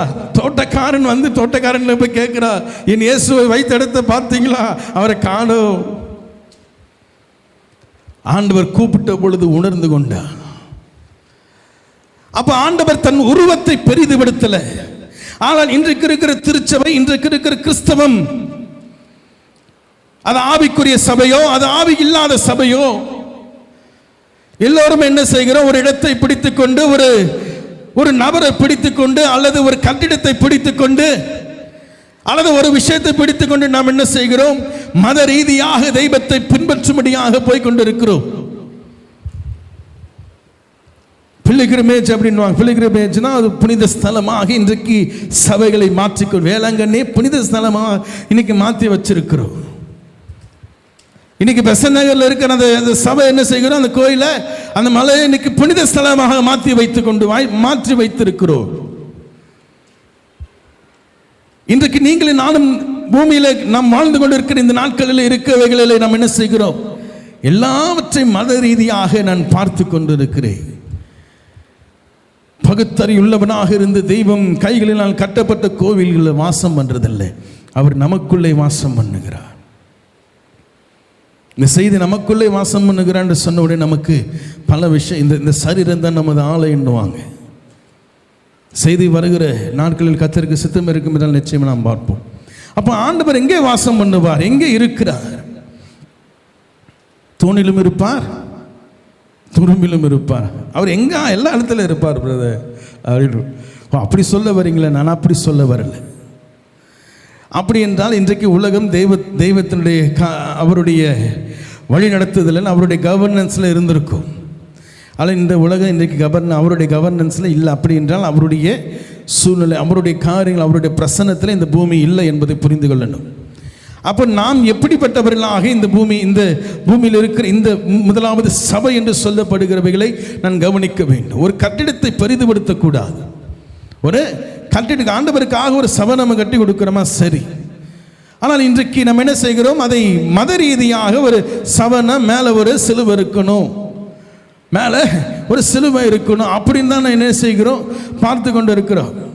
ஒரு ஊரில் ஒரு 20 சபை இருக்குன்னு வச்சுக்கோங்க. எல்லா சபையில் என்ன செய்கிறாங்க?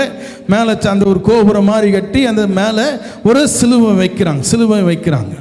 நம் தூரத்தில் இன்றைக்கி ட்ரோன் என்ற வசதியில் ட்ரோனில் எடுத்து படத்தை பிடிச்சி பார்க்கும்போது அந்த விஷயம் எப்படி நமக்கு தெரியும்? சபைக்கு மேலே ஒரு சிலுவை, சபை பார்த்திங்கன்னா நீட்டாக இருக்கும்.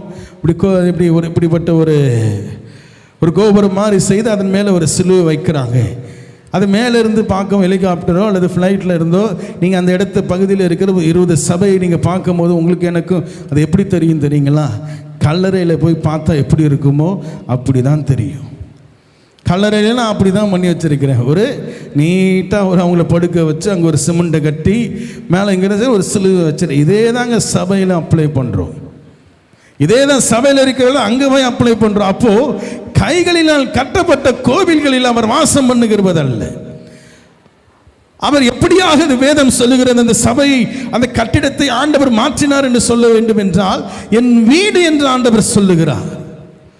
என்னுடைய வீடு ஜெப வீடு என்று அழைக்கப்படும். இன்னும் பல விஷயங்கள் ஆண்டவர் என்ன செய்கிறார்? பிதாவாகிய தேவனை எங்கும் தொழுது கொள்ளுகிற ஒரு காலம் வருகிறது. ஒரு கட்டிடத்தில் மாத்திரம்தான் அல்லது சாலமோனால் கட்டப்பட்ட தேவாலயத்தில் மாத்திரம்தான் தேவனுடைய பிரசன்னம் இறங்கும் என்பதல்ல. தேவனுடைய பிரசன்னமானது எல்லா இடங்களிலும் இந்த பூமியிலே என்ன செய்யப்பட போகிறது? ஊற்றப்பட போகிறது என்பது இயேசு தெரிவித்து போனார் என்று பார்க்கிறோம். ஆகவேதான் வேதத்தில் வாசிக்கும் பொழுது வீடுகள் தோறும் அப்பம் விட்டார்களாம். அப்படித்தானே சொல்லப்படுகிறது. இயேசு கிறிஸ்து மரித்து உயிர்த்தெழுந்த பிறகு சபை மிகவும் அதிகமாக பாதிக்கப்பட்டது என்று பார்க்கிறோம். அந்த சபை என்ன செய்ய, வீடுகளில் என்ன செய்ய, அப்பம் விட்டு என்ன செய்யறாங்க? தேவனுடைய அந்த ஆராதனையிலே அவர்கள் அந்த பலிகளிலே அவர்கள் கலந்து கொண்டார்கள் என்று பார்க்கிறோம்.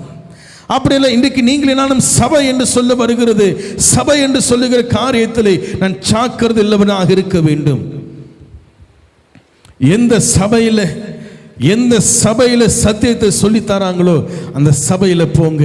அது கட்டிடத்தில் இருக்கிற சபையோ அல்லது கூடாரத்தில் இருக்கிற சபையோ அது குடிசையில் இருக்கிற சபையோ அல்லது வெறும் பிளாட்ஃபார்ம்ல உட்கார்ந்து சொல்லி கொண்டு இருக்கிற சபையோ, அது எப்படிப்பட்ட சபையாக இருந்தாலும் சத்தியம் இருக்கிற இடத்துல, சத்தியம் சொல்லிக் கொடுக்கிற இடத்துல நான் போய் சேருவதுதான் பகுத்தறிவு. நான் சின்னதுலேருந்து இந்த சபையில தான் பிரதர் நான் மெம்பரா இருக்கேன். அதான் சொன்னேன், மதத்துக்குரிய காரியங்களை விட்டு மனிதன் வெளிவருவது என்பது தோல் உரிப்பதற்கு சமம்.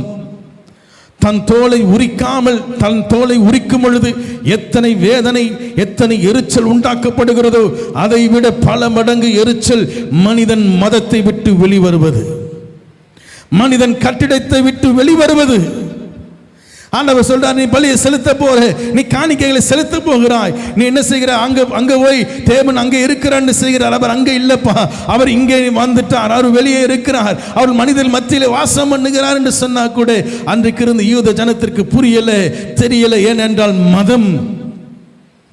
மதவெறி பிடித்தவனாக மனிதன் வாழ்ந்து கொண்டு இருக்கிறான். இந்த மதவெறி என்ன செய்தது தெரியுங்களா? கடவுளையே கொல்லும்படியாக அவனுக்கு உந்துதல் கொடுத்தது என்று பார்க்கிறோம். கடவுளை கொல்லக்கூடியவனாக மனிதன் மாறி போய்விட்டானே. அப்ப மதவெறி என்று மதம் என்று சொல்லுகிறது மனிதனை இன்றைக்கு எந்த அளவில் கொண்டு போய் விடுகிறது? கடவுளுக்காக தான் போகிறேன், கடவுளை தேடிதான் நான் போகிறேன் என்று சொன்னாலும் கடவுள் வந்து முன்னாடி நின்னா கூட அந்த மதத்தின் கோட்பாடுகள் மனிதனுக்கு என்ன செய்யல? தெய்வத்தை வெளிப்படுத்தலையே. ஒரு இடத்தையோ ஒரு கட்டிடத்தை ஆண்டவர் பெரிதுபடுத்த மாட்டார். இன்றைக்கு மனுஷன் மதத்தில் இருக்கிறவன் அது பெருசா வச்சிருக்கிறான். பலிபீடம் என்று சொல்லி, அங்கே பரிசுத்தம் என்று சொல்லி மனுஷன் அடிக்கிற அந்த அட்டகாசத்தை நம்மால பார்க்க கூட முடியாத அளவுக்கு இன்றைக்கு போய்விட்டது என்று பார்க்கிறோம். மதத்துக்குரியவனாக நான் சபைக்கு செல்லாதவனாக தொடர்ந்து சபைக்கு போக மதத்துக்குரியவனாக அல்ல, பகுத்தறிவு உள்ளவனாக போகணும். நான் சபைக்கு போய் தேவனுடைய வார்த்தை கேட்க வேண்டும் என்று போகணும். சபைக்கு போய் தேவனுடைய அங்கே போனா எனக்கு ஆசீர்வாதம் கிடைக்கும், அங்கே போனா எனக்கு இது கிடைக்கும், அங்கே போனா எனக்கு அது கிடைக்கும். இல்லை, சபைக்கு நான் செல்லுவதன் நோக்கத்தை இன்றைக்கு என்ன செய்து விட்டார்கள்? மாற்றி வைத்து விட்டார்கள். இன்றைக்கு ஆவிக்குரிய சபைகள் என்று சொல்லுகிறவர்களும் இன்றைக்கு சபைக்கு வருகிற விஷயத்தை கட்டாயப்படுத்ததுனால இன்றைக்கு பல பேர் சபைக்கு வராமலே போய் கொண்டிருக்கிறார்கள். நீ போ, நான் பார்த்துக்கிறேன், நீ போ, நான் வரேன். இன்றைக்கு நான் மத ரீதியாக போகிறதுனால தான் இன்றைக்கு சில விஷயங்கள் அவைகள் எல்லோரையும் அவைகள் என்ன செய்ய தாக்குவது என்ன செய்கிறது? தாக்கி கொண்டிருக்கிறது என்று பார்க்கிறோம். தவறான விதத்தில் அவைகள் என்ன செய்கிறது? கடைபிடிக்க முடியாமல் போய் கொண்டிருக்கிறது. இதுதான் யதார்த்தம் என்று சொல்லுவோம் என்றால் சபைக்கு தன்னால் எழுந்து நான் வந்து கொண்டிருப்பேன். ஃபோர்ஸ் பண்ணுவது நிமித்தமாக ஒரு விஷயம் சரியாகுமா என்று கேள்வி கேட்போம் என்றால் இல்லை. அவனுக்கு தெளிவுபடுத்தும் பொழுது, தெளிவு ஒரு நாள் நிச்சயம் வரும், அன்னைக்கு தெளிவுபடுத்தும் பொழுது நிச்சயமாக சபையை விட்டு அவன் நீங்க மாட்டான். அதில் எந்த விதமான மாற்றம் கிடையாது. அடுத்தது ஆண்டவர் இன்றைக்கு கிறிஸ்தவர்களுடைய மத்தியிலே ஜெபம் என்ற விஷயமானது எப்படியாக இருந்து கொண்டிருக்கிறதுன்னு நான் சொல்ல தேவையில்லை. நம்முடைய வாழ்க்கையில் அவைகளை என்ன செய்கிற அனுபவித்து கொண்டு இருக்கிறோம்.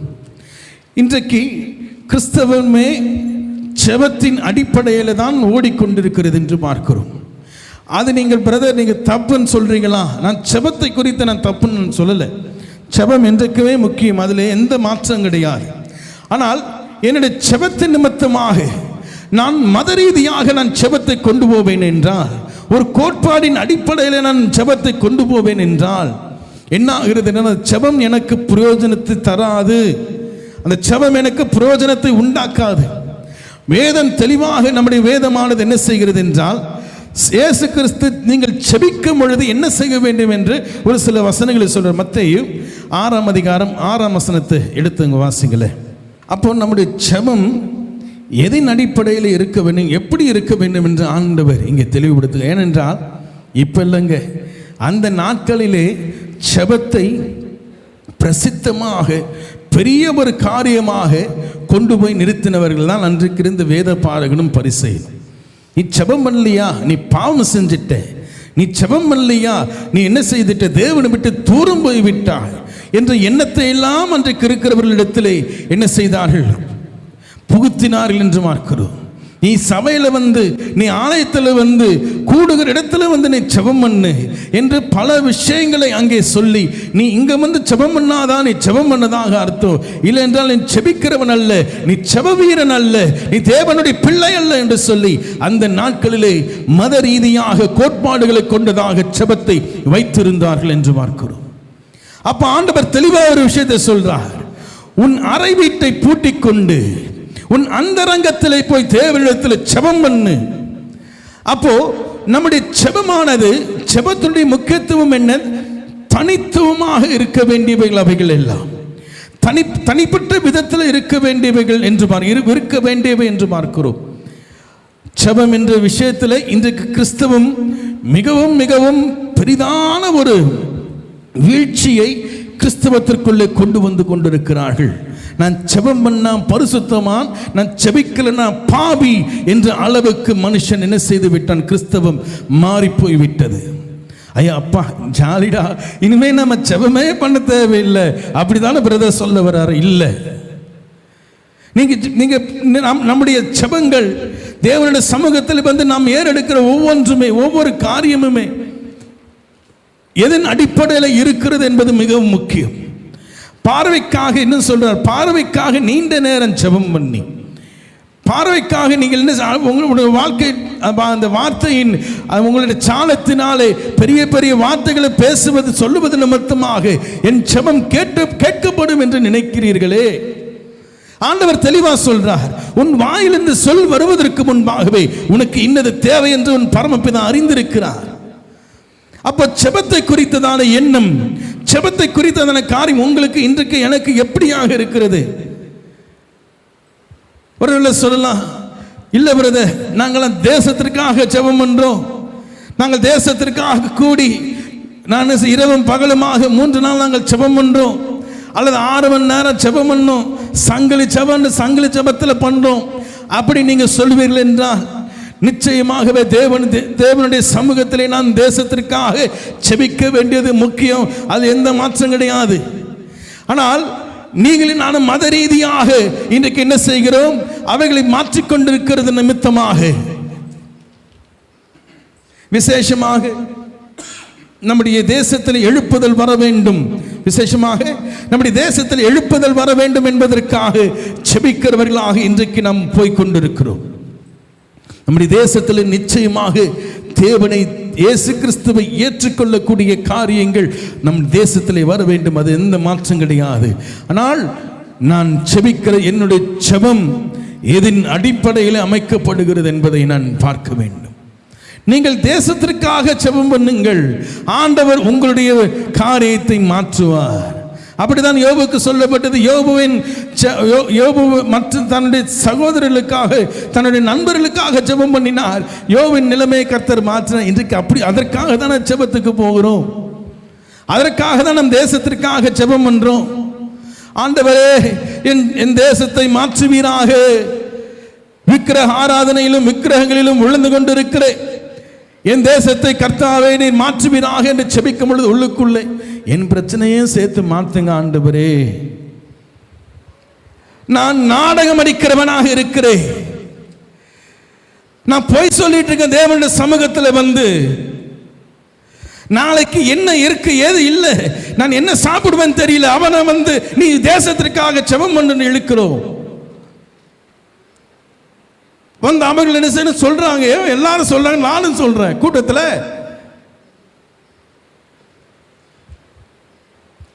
இருதயத்திலிருந்து வர வேண்டியது ஜெபம். நீண்ட நேரம் இழுத்து முடிச்சு ஊர்ல எல்லாம் என்ன செய்வாங்க, வந்திருக்கிற எல்லாரும் தூங்குற அளவுக்கு ஜெபிக்கிற ஆட்களும் உண்டு. அந்த நாட்களில் ஊழியக்காரங்க சொல்கிற அந்த ஜெபத்தை குறித்து சொல்கிற ஒரு வேடிக்கையான விஷயங்கள் எல்லாம் சொல்லுவாங்க. எப்போ பிரதர் நீங்கள் தூங்குனீங்க, எப்போ பிரதர் நீங்கள் போனீங்க, நீங்கள் அமெரிக்காவில் இருந்தீங்களே பிரதர், அந்த டைம் தான் நான் தூங்கிட்டேன்னா இவர் ஒவ்வொரு தேசத்திற்காக ஜெபம் பண்ணுறார்.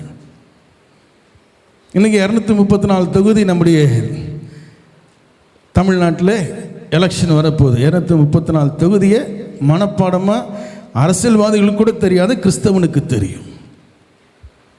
படம் போட்டு வச்சு அங்கே கையை வச்சு ஜெபம் பண்ணுவாங்க. நான் செபிக்கிறதை குற்றமாக நான் சொல்ல வரல, தவறாக எடுத்துறாதீங்க, நிச்சயமாக சொல்ல தவறாக எடுத்துறாதீங்க. செபிக்கிறது முக்கியம். மத போக்கள் மத ரீதியாக சில கோட்பாடை கொண்டு போனாங்க, இப்படி பண்ணாதான் ஆண்டவர் செய்வார், இப்படி செஞ்சாதான் ஆண்டவர் பண்ணுவார். எப்போ தெரியுங்களா தேசமாக கூடும்? எப்போ தெரியுங்களா தேசமாக கூடி செபம் பண்ணும்? நினைவே பட்டணத்தை உதாரணமாக எடுத்துக்கொள்ளலாமே. நினைவே பட்டணத்தார் என்ன செஞ்சாங்க? அவங்க செபம் பண்ணாங்கன்னு இருக்குங்களா?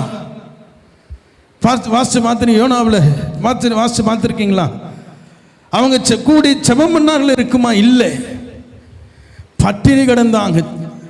அவன் ஆடு மாடு குழந்தைகள் எல்லாம் பாலுன்னு இருக்கணும், குழந்தைகள் எல்லாரும் பட்டினி கிடந்தாங்க. ஜெபத்தினுடைய முக்கியத்துவம் என்ன தெரியுங்களா? அலப்புறது கிடையாது, பேசுறது கிடையாது, சொல்றது கிடையாது. நான் என் தேவனுக்கு சமர்ப்பணம் என்று அவர்கள் காலில் விழுறது தான். தேசமாக சேர்ந்து தேவனுடைய சமூகத்தில் விழுந்தது. ஆண்டவர் அந்த தேசத்தை நினைத்தார். நினிவே பட்டணம் விடுதலையாக்கப்பட்டது, ரட்சிக்கப்பட்டது என்று வேதம் சொல்லுகிறதே. அப்போ நீங்களும் நானும் எதற்காக கூடிக்கொண்டு இருக்கிறோம்? எதற்காக கூடுதல்? எதற்காக கூட்டங்க? என் தேசம் மாறப்படுவதற்காக, என் தேசத்திற்காக ஜெபிக்கிறேன் என்று சொல்லி நாடகம் அடித்துக் கொண்டு இருக்கிறோம். இன்னைக்கு நம்ம பாடே பெரிய பாடு, நம்ம பிரச்சனையே தனிப்பட்ட பிரச்சனையே பெரிய பிரச்சனை. தேசத்தின் சமாதானத்திற்காக ஜெபியுங்கள், இஸ்ரவேலுடைய சமாதானத்திற்காக ஜெபியுங்கள்.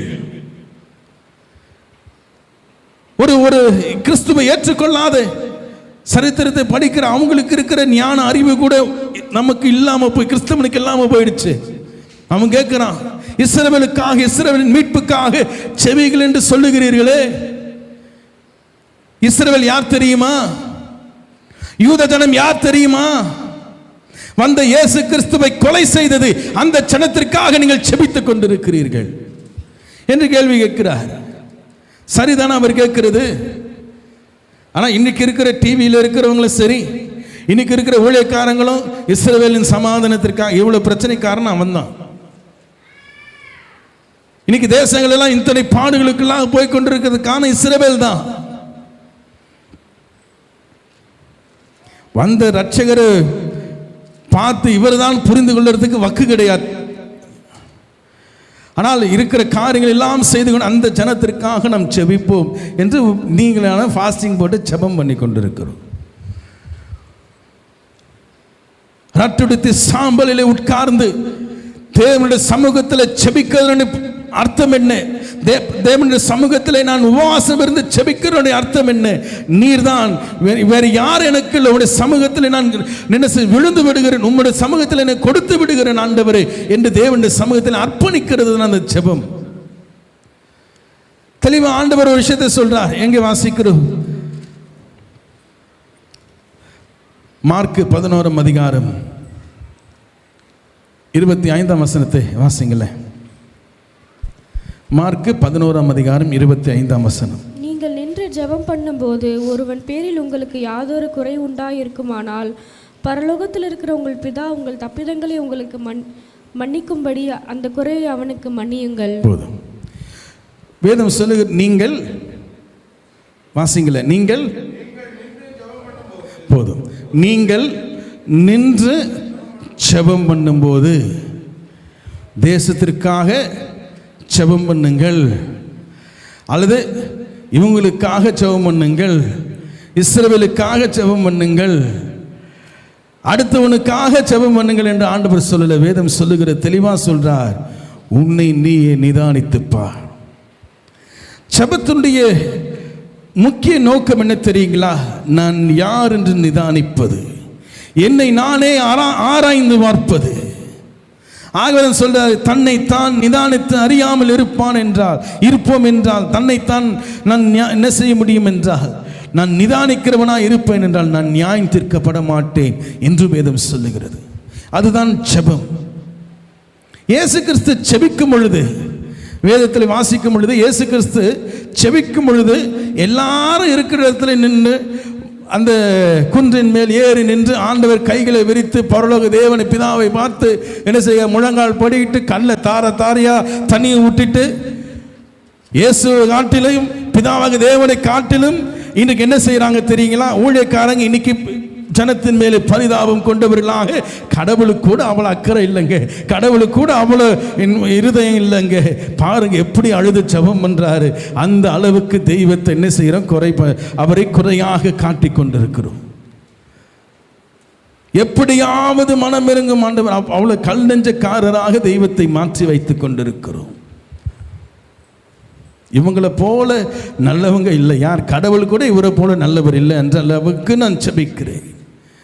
நான் நினைச்சேன், நான் சாதாரண விதத்தில் தானே ஜெபம் பண்றாரு, அங்கே போய் நிற்கும் பொழுது உங்களுக்கு என்ன செய்யணும்? அது தப்பா தெரியாது, தப்பில்லையே அப்படி தான் தோணும். ஆனால் வெளியே நின்று நிதானித்து பாருங்கள், அது கவனிக்கும் பொழுது சொல்லப்படுகிறது, தெய்வத்தை காட்டிலும் நான் பரிசுத்தம் உள்ளவனாக, நீதி உள்ளவனாக, இரக்கம் உள்ளவனாக என்னை நான் காட்டிக் கொண்டிருக்கிறேன் என் ஜெபத்தின் நிமித்தமாக.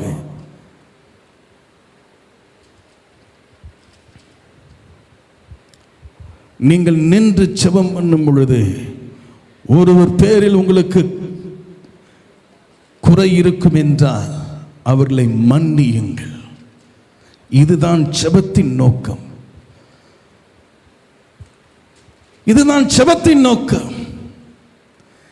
ஆனா இன்னைக்கு மன்னிக்கக்கூடிய குணமோ மன்னிக்கக்கூடிய காரியங்களோ இருதயமோ நமக்கு இல்லாமல் போய்விட்டது. ஆனா உலகத்துக்காக ஜெபம் பண்ணுங்க, இந்திய தேசத்திற்காக ஜெபம் பண்ணுங்க, விக்கிரக ஆராதனை ஒழிந்து போவதற்காக ஜெபம் பண்ணுங்க அப்படின்னு சொன்ன முதல்ல வந்து நிப்போ. ஆனா மன்னிக்கக்கூடிய குணம் இல்லையே. இன்னொரு உதாரணம் ஆண்டவர் சொல்றார். லூக்கா 18ஆம் அதிகாரம் 10ஆம் வசனத்திலிருந்து ஒரு சில வசனங்களை வாசிங்க. இந்த 2 பேருடைய ஜெபத்திலே ஒருவன் பார்வைக்காக நீண்ட நேரம் ஜெபிக்கிறவன். பார்வைக்காக ஆண்டவர் அந்த நாட்களில் இருந்த அந்த ஜெபத்தில் இருந்த கோட்பாடை ஆண்டவர் வெறுத்தார் என்று பார்க்கிறோம். அருவருப்பாக இருக்கிறது என்று சொல்ல, உன் ஆராதனைகள், உன்னுடைய பலிகள், உன்னுடைய காணிக்கைகள் எனக்கு அருவருப்பாக இருக்கிறது என்று சொல்ல. ஏன்னா அந்த அளவுக்கு மத ரீதியாக தெய்வத்தை பின்பற்றும்படியாக பிரயாசப்படுகிறவர்கள், மத ரீதியாக தெய்வத்தின் மேலே என்ன செய்கிறார்கள்? நான் நாட்டம் கொண்டிருக்கிறேன், நான் நல்லவன், நான் பரிசுத்தவன், அப்படிதான் சொல்றான். நான் 3 வேளை ஜெபம் பண்றேன், நான் வாரத்துக்கு 2 நாள் என்ன உபவாசம் இருக்கிறேன், நான் தான தர்மம் பண்றேன், நான் கோயில்களுக்கு நான் காணிக்கை கொடுக்கிறேன், தசமபாகத்தை கொடுக்கிறேன், நான் அவனை போல இல்லை, நான் என்ன செய்கிறேன்? நான் விபச்சாரம் பண்ணல, நான் வேசித்தனம் பண்ணல, நான் நல்லவனா வாழ்ற ஆண்டவரே அப்படின்னு சொல்றா. இன்னொரு பக்கத்தில் சொல்லப்படுகிற என்னங்க? ஆயக்காரன் வந்து தன் கண்களை வானத்துக்கும் ஏறெடுத்து பார்க்க கூடாமல் கீழே குனிந்தவனாக பாவியாகி என் மேல் கிருபையாயிரும். இது 2 பேருடைய ஜெபம். யாருடைய ஜெபம் கேட்கப்பட்டது? ஆயக்காரனுடைய ஜெபம். அப்போ நீங்களும் நானும் என்னுடைய ஜெபத்தில் நான் போய் நான் ஜெபிக்கும் பொழுது, அது சபையில் நான் ஜெபிக்கிறேன் என்றால் அது பொது ரீதியாக அந்த ஜெபங்கள் அமைக்கப்படணும்.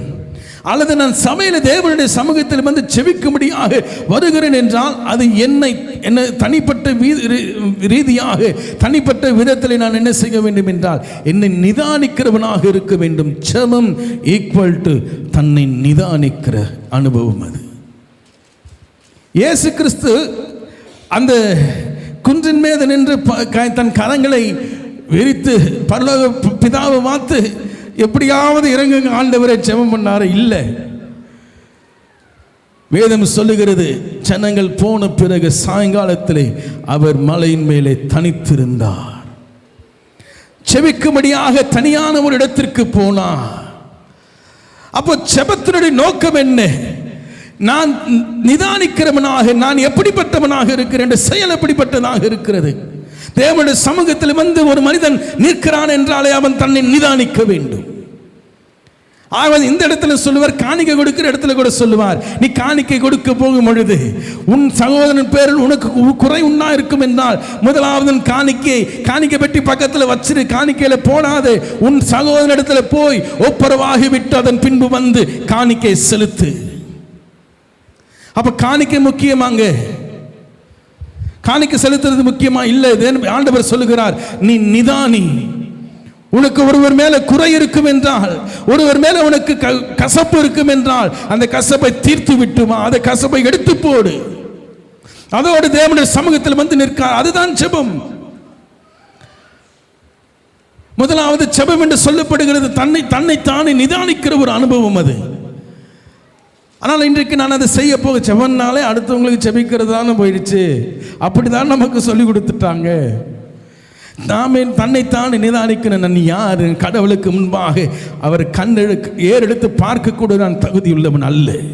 என் நிலை அப்படிப்பட்டது. ஆனால் இன்னொருத்தனுடைய ஜெபம் எப்படி இருந்தது பாருங்க. எல்லாம் செஞ்சாலும் இந்த ஆயக்காரன் ஆயக்காரன் என்ன யார் தெரியுங்களா? ஆயக்காரன் என்ன பிச்சைக்காரனா? ஆயக்காரனா யாருங்க? பிச்சைக்காரனா இல்லை, அவன் டாக்ஸ் கலெக்ட் பண்ணுறவன். நம்ம நுங்கம்பாக்க ஆயக்கர் பவன் இருக்குங்களா? என்ன ஆயக்கர் பவன் டாக்ஸ் அப்போ டாக்ஸ் கலெக்ட் பண்ணுறவன சும்மா பணம் இல்லாமல் சும்மா இருக்கிறவன கிடையாது.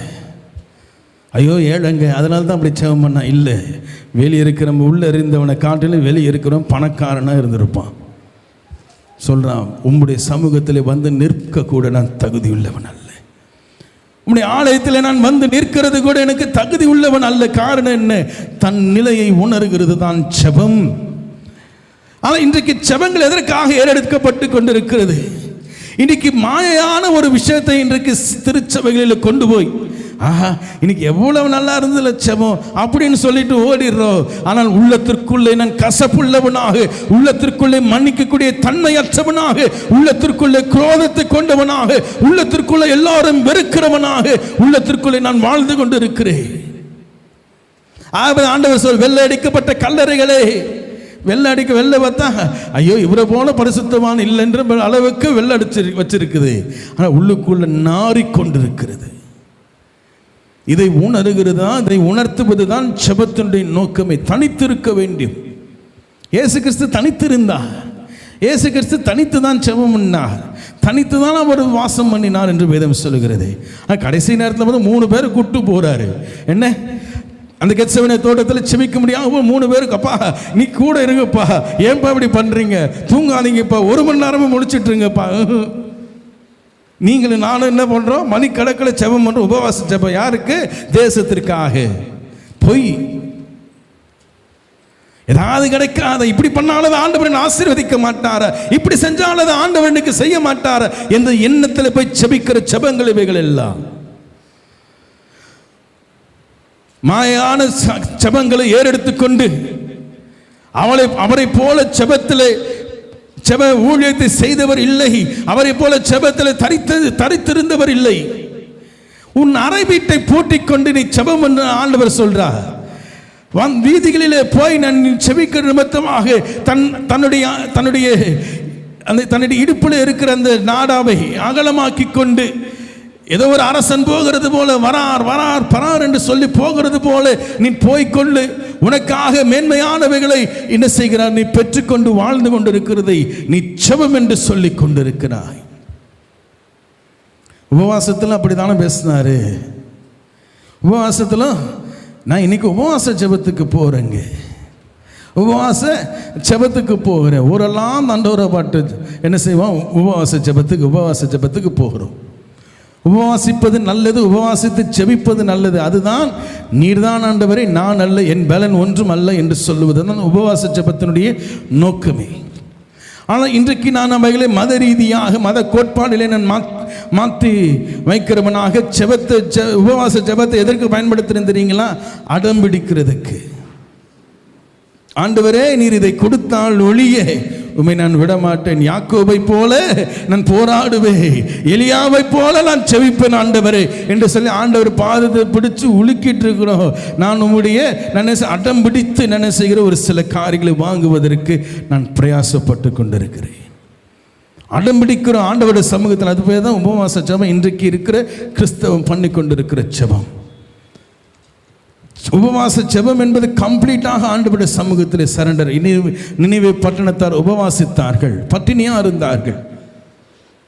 எதற்காக? தங்கள் மேல் இருக்கிற தேவனுடைய கோபம் போவதற்காக. தங்கள் மேல் இருக்கிற தேவனுடைய கோபமானது அவருடைய இருதயம் கனிவதற்காக ஆண்டவர் அவைகளை செய்தார் என்று பார்க்கிறோம். ஆனால் இன்றைக்கு நான் திறப்பில் நிற்கவும் சுவரை அடக்கவும் ஒருவனை பார்த்தேன் ஒருவனையும் காணேன் என்று சொல்லுகிறது போல நான் மோசேயை போல செபிக்கிறேன், நான் ஆபிரகாமை போல நான் செபிக்கிறேன், நான் இவரை போல நான் செபிக்கிறேன், நான் அவரை போல செபிக்கிறேன் என்று சொல்லி செபித்துக் கொண்டிருக்கிறோம். பிரச்சனை வரும் பொழுது நம்முடைய செபம் ஜாஸ்தியாகுது இல்லையா? பிரச்சனைகள் வரும் பொழுது தேவனுடைய சமூகத்தில் வந்து செபிக்கிற செபங்கள், வீட்டில் இப்போ ஆராதனை செய்கிறது, வீட்டில் செபிக்கிறதெல்லாம் ஜாஸ்தியாகுது. பிரச்சனை எல்லாம் முடிஞ்சு எல்லாம் சாதகமாக இருக்கும் பொழுது ஒன்றும் பண்ணுறதில்லை. அதான் சொல்ல, எமோஷனில் நாம் எல்லாம் செய்து கொண்டிருக்கிறோம். ஜெபமும் எமோஷனலில் தான் பண்ணுறோம். சத்தியத்தின் அடிப்படையில் எதையும் செய்வதற்கு கிறிஸ்தவம் போகிறதே கிடையாது. அது நமக்கு சொல்லிக் கொடுக்கவும் கிடையாது. நீங்கள் செபித்தா பரலோகம் போயிடலான்ற அளவுக்கு இன்னைக்கு மாற்றிட்டோம். பைபிளில் இல்லாத ஒரு வசனம் என்னன்னு தெரியுங்களா? ஜெபமே ஜெயம், செபிக்கிறவன் என்ன செய்வான்? ஜெயம் பெறுவான் என்று இன்னைக்கு ஜெபமே ஜெயமாக இன்னைக்கு மாற்றிக்கொண்டிருக்கிறார்கள். இல்லை, அப்ப கடவுள் என்ன செய்கிறார்? அவர் யாரப்போ நமக்கு ஜெயத்தை, ஜெபமா நமக்கு ஜெயம் கொடுக்கிறது. இன்றைக்கு ஜெபத்தை தவறான விதத்தில் இன்றைக்கு இருக்கிற கிறிஸ்தவம் பயன்படுத்திக் கொண்டு இருக்கிறது. மதத்தின் கோட்பாடிலே மத ரீதியாக. அடுத்து நாம் கவனிக்க 2 விஷயம் இருக்கு. நான் வேக வேகமாக நான் சொல்லிட்டு போயிடுறேன். என்னால் அடுத்த வாரத்திலிருந்து வேறு பகுதியை நாம் ஆரம்பிக்கணும். ஆராதனை செய்கிற ஒரு அனுபவம். ஆராதனை இன்னொரு இடத்துல பாட்டுன்னு கூட நம்ம எடுத்துக்கலாம். இன்றைக்கு ஆராதனை செய்கிற விஷயமும் பாடல் என்ற விஷயம் ரெண்டும் வெவ்வேறு. வேதத்தின் அடிப்படையிலே நாம் கவனிக்க வேண்டியது. பாடல் என்பது வேற, ஆராதனை என்பது வேற. ஆனால் இன்றைக்கு ஆராதனை என்று சொன்ன உடனே நமக்கு ஒரு ப்ரொசீஜர் இருக்கு, ஒரு விஷயம் இருக்கு.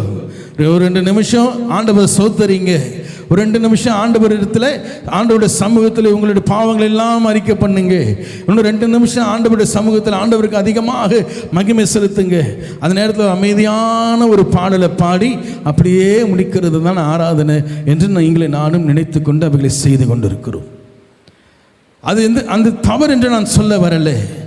ஆனால் அதை செய்வது நிமித்தமாக அந்த ஆராதனை தேவன் ஏற்றுக்கொண்டார்.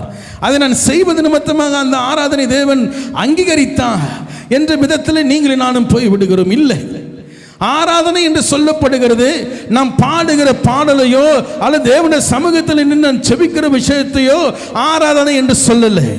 ஆராதனை என்று சொல்லப்படுகிறது வேதத்தின் அடிப்படையிலே என்ன செய்யப்பட வேண்டுமா? தேவனுக்கு என்னை அர்ப்பணிக்கிறது தான் ஆராதனை என்று சொல்லப்படுகிறது. இன்னொரு வார்த்தையில் சொல்லணும்னா சேவிக்கிறது. நானும் என் வீட்டாருமோ என்றால் கர்த்தரையே சேவிப்போம். அப்படின்றால் கர்த்தரை நான் ஆராதனை செய்வேன், கர்த்தருக்காக நான் வாழ்வேன். அப்போ ஆராதனை என்று சொல்லப்படுகிறது 15 நிமிஷத்தில் முடிகிற விஷயம் அல்ல. இந்த பூமியில நான் வாழ்ற காலம் வரைக்குமாக ஆராதனை செய்து கொண்டே இருக்கணும். ஆண்டவரே, ஹல்லேலூயா. நான் தேவனுக்காக எதை செய்தாலும் தேவனுக்காக செய்வது, தேவனுக்காக ஓடுவது, அந்த சத்தியத்தை நான் அதை பெற்றுக்கொள்ளும்படியாக ஓடுவது, அதற்காகவே நான் பிரயாசப்படுகிற வாழ்க்கை தான் ஆராதனை செய்கிற அனுபவம் என்று பார்க்கிறோம். கர்த்தருடைய பரிசுத்த நாமத்திற்கு மகிமை உண்டாவதாக. பாடல் என்று சொல்லப்படுகிற அமைப்பு, அந்த காரியம் எதிலே அமைக்கப்படுகிறது? வேதத்தில் ஒரு வசனத்தை வாசிங்களே. ரோமர் 12ஆம் அதிகாரம் 1ஆம் வசனத்தை வேகமாக. ரோமர் 12ஆம் அதிகாரம் 1ஆம் வசனம்.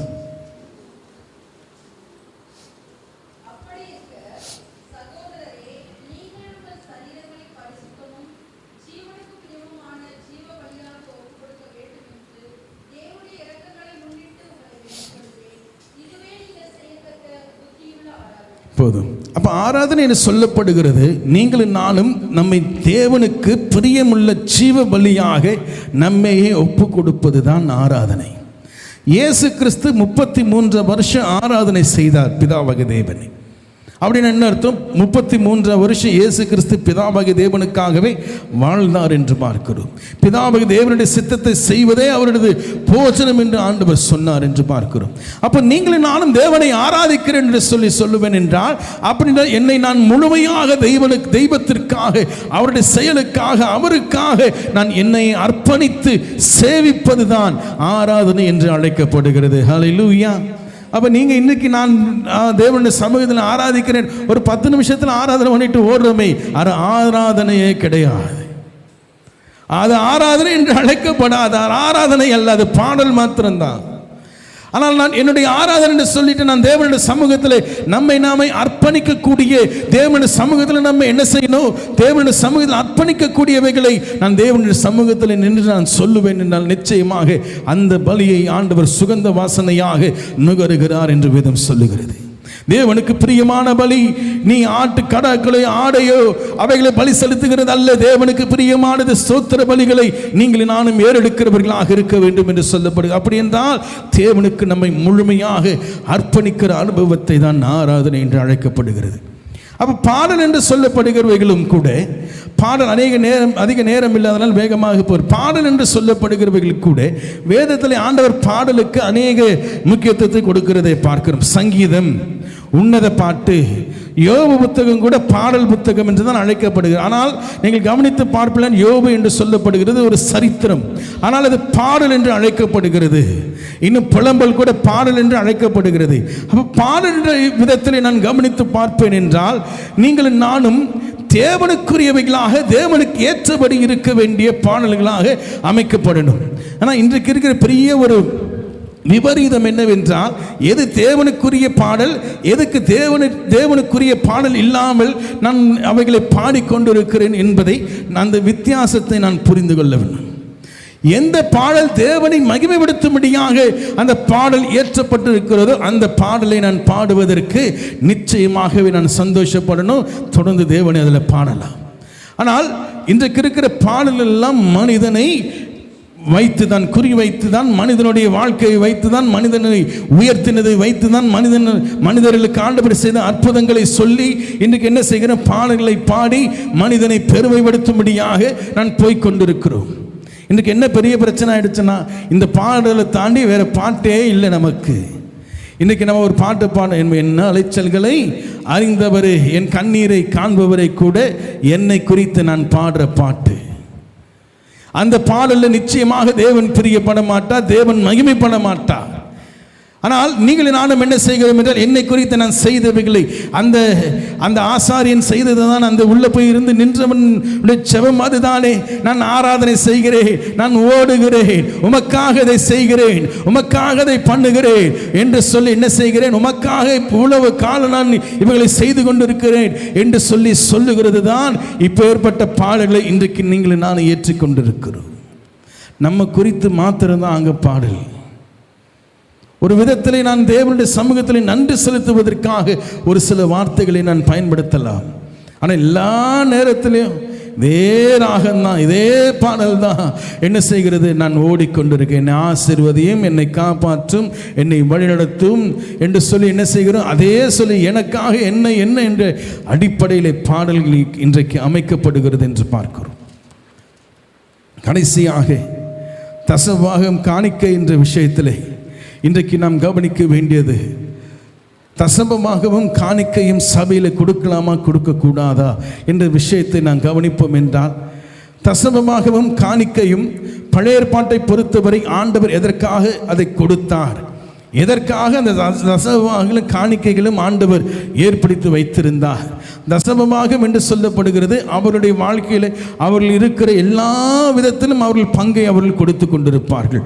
தேவனுடைய சமூகத்தில் கொண்டு போய் 10ல் 1 பங்காக அவைகளை மாற்றி என்ன செய்கிறார்கள், தங்களுடைய விளைச்சல்கள் தங்களுக்கு வந்திருக்கிற எல்லாவற்றிலும் கொண்டு போய் தேவனுடைய ஆலயத்தில் கொண்டு போய் அங்கே கொடுப்பார்கள் என்று பார்க்கிறோம். ஆண்டவர் வேதத்தில் ஒரு வார்த்தை சொல்லுவார், என் ஆலயத்தில் ஆகாரம் இருக்கும்படியாக, நிரம்பி இருக்கும்படியாக காணிக்கைகளையும் தசமபாகங்களையும் கொண்டு வாருங்கள் என்று சொல்லுவார். அப்படி என்றால் எதற்காக ஆண்டவர் தசமபாகங்களை கொடுக்கும்படியாக சொன்னார், காணிக்கைகளை கொடுக்கும்படியாக சொன்னார்? முதல் காரியம் என்னவென்றால், தேவனுடைய சமூகத்தில் வருகிறவர்கள் பட்டினியாக இருக்கக்கூடாது, தேவனுடைய ஊழியத்தை செய்கிறவர்கள் பட்டினியாக இருக்கக்கூடாது என்பதற்காக ஆண்டவர் இந்த 2 காரியங்களையும் ஆண்டவர் என்ன செய்கிறார், கொண்டு வருகிறார் என்று பார்க்கிறோம். இன்னொரு விஷயம் ஆண்டவர் சொல்லும் பொழுது, அது எந்த பகுதி என்று எனக்கு சரியாக ஞாபகம் இல்லை, ஆனால் ஏசாயாவிலே குறித்து நாம் பார்க்கும் பொழுது ஆண்டவர் சொன்ன காரியங்கள், தசமபாகங்கள், காணிக்கைகள் எல்லாவற்றையும் என்ன செய்தார்கள், மத ரீதியாக மனிதன் மாற்றிவிட்டபடினாலே, நான் காணிக்கை நான் அனுப்பிச்சிட்டனா போதும் ஆண்டவர் நீ ஆசீர்வதித்து விடுவார், நான் தசமபாகத்தை கொடுத்து விட்டால் போதும் ஆண்டவர் நீ ஆசீர்வதித்து விடுவார் என்ற எண்ணத்தை கொண்டவர்களாக என்ன செய்கிறான், மனிதன் வாழ்ந்து கொண்டிருக்கிறான். ஆகவேதான் சொல்லுகிறார், நீ காணிக்கை கொடுக்கிறதுல கூட உன்னுடைய காணிக்கையில அநேக காரியங்கள் என்ன செய்கிறது, அது நசல் கொண்டதாக இருக்கிறது என்று மல்கியா 1:13 நாம் வாசிக்கிற கால் உடைந்தது, இப்படிப்பட்ட காரியங்களை நீ என்ன செய்கிறாய், காணிக்கைகளாக கொடுத்து கொண்டிருக்கிறாய் என்று சொல்லுகிறார். ஒரு வேத பகுதி மொத்தம் வாசிங்களே. ஏசாயா 1:13. ஏசாயா 1:13.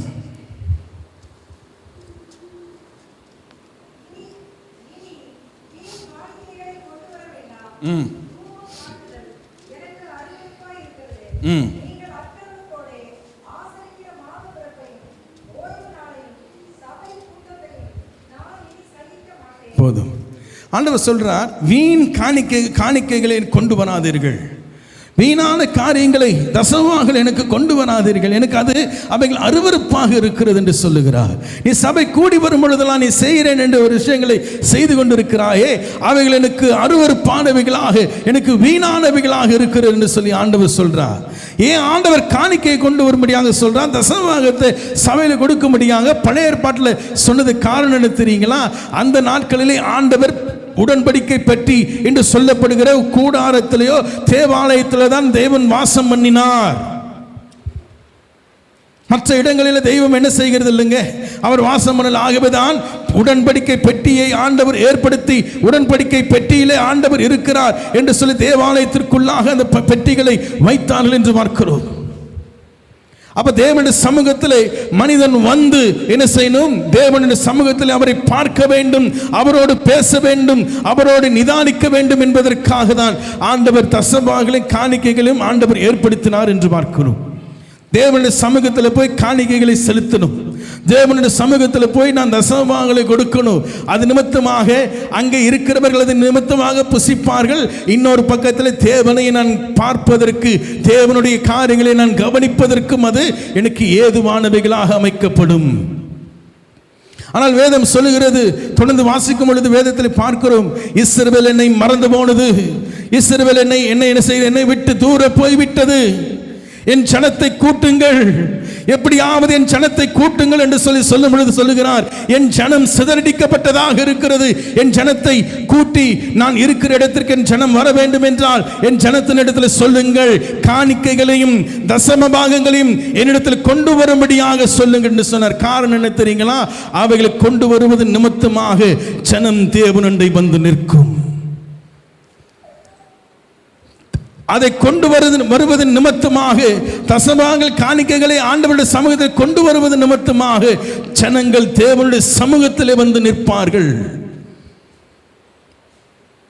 தேவனோடு கூட நிற்க வேண்டும், தேவனோடு கூட இருக்க வேண்டும். ஏனென்றால் அந்த நாட்களில் தேவனுடைய சமூகமானது எல்லா இடத்திலும் இருக்க கூடாத ஒரு நாட்கள் என்று பார்க்கிறோம். ஆகவேதான் ஒரு சந்ததியை ஆண்டவர் ஆபிரகாம் என்ற ஒரு சந்ததியை தெரிந்து கொண்டு, அது மாத்திரமல்ல லேவி என்ற கோத்திரத்தை ஆண்டவர் தெரிந்து கொண்டு அவர்கள் மூலமாக எல்லா ஆராதனைகள் எல்லாவற்றையும் செய்தது மாத்திரமல்ல, அந்த ஆண்டவர் ஏற்படுத்தின ஆலயத்திற்குள்ளே வந்து தேவனை சந்திக்க வேண்டும். ஜனங்கள் வந்து பிரகாரத்திலே வந்து காணிக்கைகளை கொடுங்கள். அதை தான் சங்கீதம் 96 வாசிக்கிறோம். அவருடைய பிரகாரங்களில் பிரவேசியுங்கள், காணிக்கையோடும் தசமபாகங்களோடும் அவருடைய பிரகாரங்களில் பிரவேசியுங்கள் என்று சொன்னதற்கு காரணம், கடவுளை மனிதன் வந்து பார்க்க வேண்டும், மனிதன் கடவுளை தரிசிக்க வேண்டும், பார்க்க வேண்டும் என்பதற்காக. ஆனால் ஜனம் என்ன செய்தது, ஆட்கள் எடுத்து கொண்டு போய் என்ன செய்றாங்க, கொடுக்குறாங்க. ஜனங்க வர்றதே கிடையாது, வந்து காணிக்கை செலுத்திட்டு ஓடிடுறது. ஐயோ ஆண்டவரே நான் இந்த பாவம் செஞ்சுட்டேன், அந்த பாவத்தை செஞ்சுட்டேன் அப்படின்னு சொல்லிட்டு ஆண்டவருடைய சமூகத்தில் வந்து பலிகளை செலுத்தி விட்டு காணிக்கைகளை கொடுத்து விட்டு ஜனம் ஓடி போயிருது. கடவுளை குறித்ததான எண்ணம் ஜனத்திற்கு இல்லாமல் போய்விட்டது. ஆகவே ஆண்டவர் கோபப்படுறார். எதற்காக நான் காணிக்கை ஏற்படுத்தினேன், எதற்காக நான் தசமபாகங்களை ஏற்படுத்தினேன், என்னிடத்தில் வந்து நீங்கள் நிற்க வேண்டும் என்பதற்காக அல்லவா?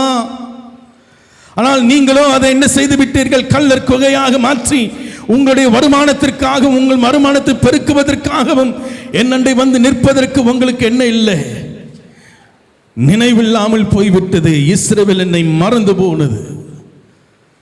இன்னைக்கு அப்படித்தான காணிக்கைகளை கொடுக்குற, வீட்டில் உட்காந்துட்டு ஜிபேல அனுப்பிச்சிடுறோம்.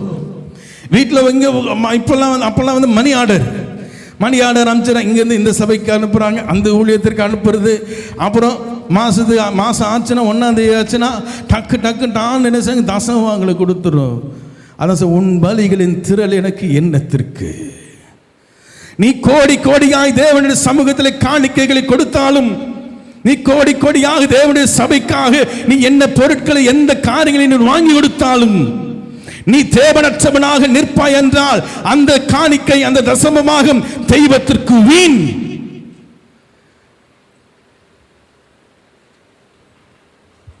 ஆனா இன்றைக்கு அது அந்த அடிப்படையில் நீ தசமம் காணிக்கை நம்ம மார்க்கிறது கிடையாது.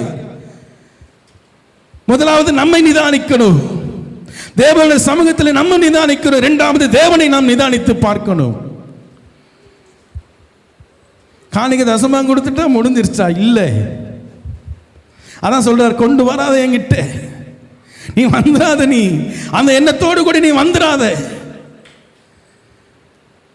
தேவ சமூகத்தில் காணிக்கைகள் தசமபாகங்கள் அவைகள் எனக்கு வீணா இருக்கிறது சொல்றார். நீ பண்ற ஆராதனை எனக்கு அருவருப்பா இருக்கு. காரணம், தன் உள்ளத்திற்குள்ள தேவனை குறித்ததான எண்ணம் இல்லை. உணர்வற்றவனாக வந்து சபையில் நான் உட்கார்ந்து கொண்டிருக்கிறேன். கடமைக்கு வந்து போகிறது. தசவா காணிக்க பிரதர் கொடுக்க வேணும்னு சொல்லிட்டாரு. ஆண்டவர் ஏன் கொடுக்க சொன்னார் என்ற நோக்கத்தை புரிந்து, பழைய ஏற்பாட்டில் அதுதான் சொன்னார். ஆண்டவர் சொல்ல 2 காசு கொடுத்து அந்த வயதானவங்களை 2 காசு போடுறவங்களை பெருமையாக பேசினார். தனக்கு இருந்த எல்லாவற்றையும் கொடுத்தால் காரணம் என்ன தெரியுங்களா?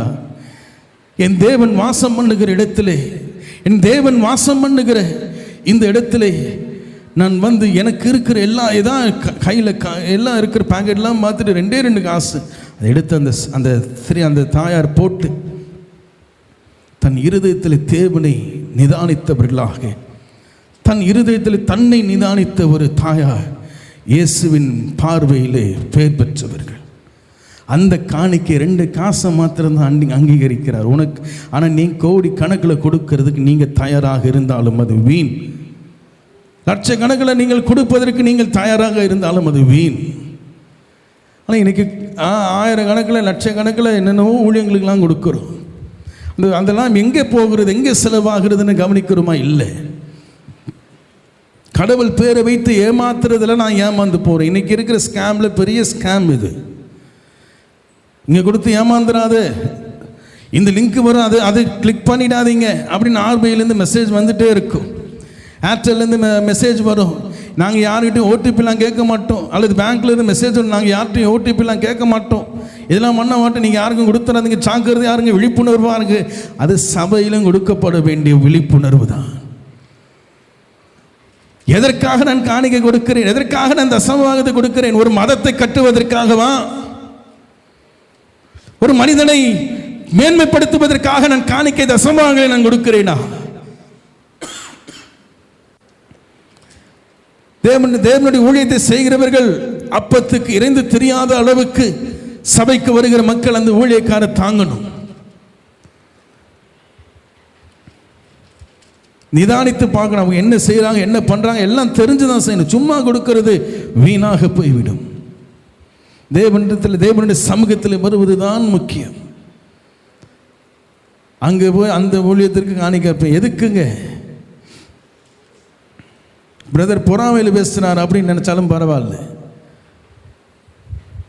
பிரதர் பொறாமையில் அங்கெல்லாம் எதுக்கு அவ்வளோ காசு வீண் அடித்து கொண்டு இருக்கிறோம்? ஏங்க, பேங்க்கில் இருக்கிற காரியங்கள், நம்ம வாங்குகிற கடன்கள், நம்முடைய காரியங்கள் எல்லாவற்றையும் மார்க்க முடியாது. அவ்வளோ பணத்தை தூக்கி அங்கே கொடுக்குறோமே, அங்கே மதத்தை கட்டி கொண்டு இருக்கிறார்கள். உணர்கிறவன் உண்டோ? இல்லையே. ஆண்டவர் சொல்றாரு, உன் பலிகளின் திரள் எனக்கு, நீ என்ன 1000 கணக்கில் லட்சக்கணக்கில் நீ கொடுத்தாலும் வீண். நீ தான் எனக்கு முக்கியம். ஆண்டவர் சொல்றாரு, நீ வராம வீட்டில் உட்கார்ந்துக்கிட்டு, நீ வராம தேவனை அறிந்து கொள்ள முடியாத சூழ்நிலை நீ உருவாக்கி கொண்டு, நீ வீட்டில் இருந்தேன்னா நான் தசமபாகத்தை அனுப்பிச்சிடுறேன், நான் காணிக்க அனுப்பிச்சிடுறேன். ஒரு ஊழியக்காரர் உண்மையாகவே சொன்னார். உண்மையாகவே ஊழியக்காரர் ஒருத்தர் சொன்னார், அவர் சபையில் ஒரு சகோதரி வந்து காணிக்க கொடுக்குறாங்க.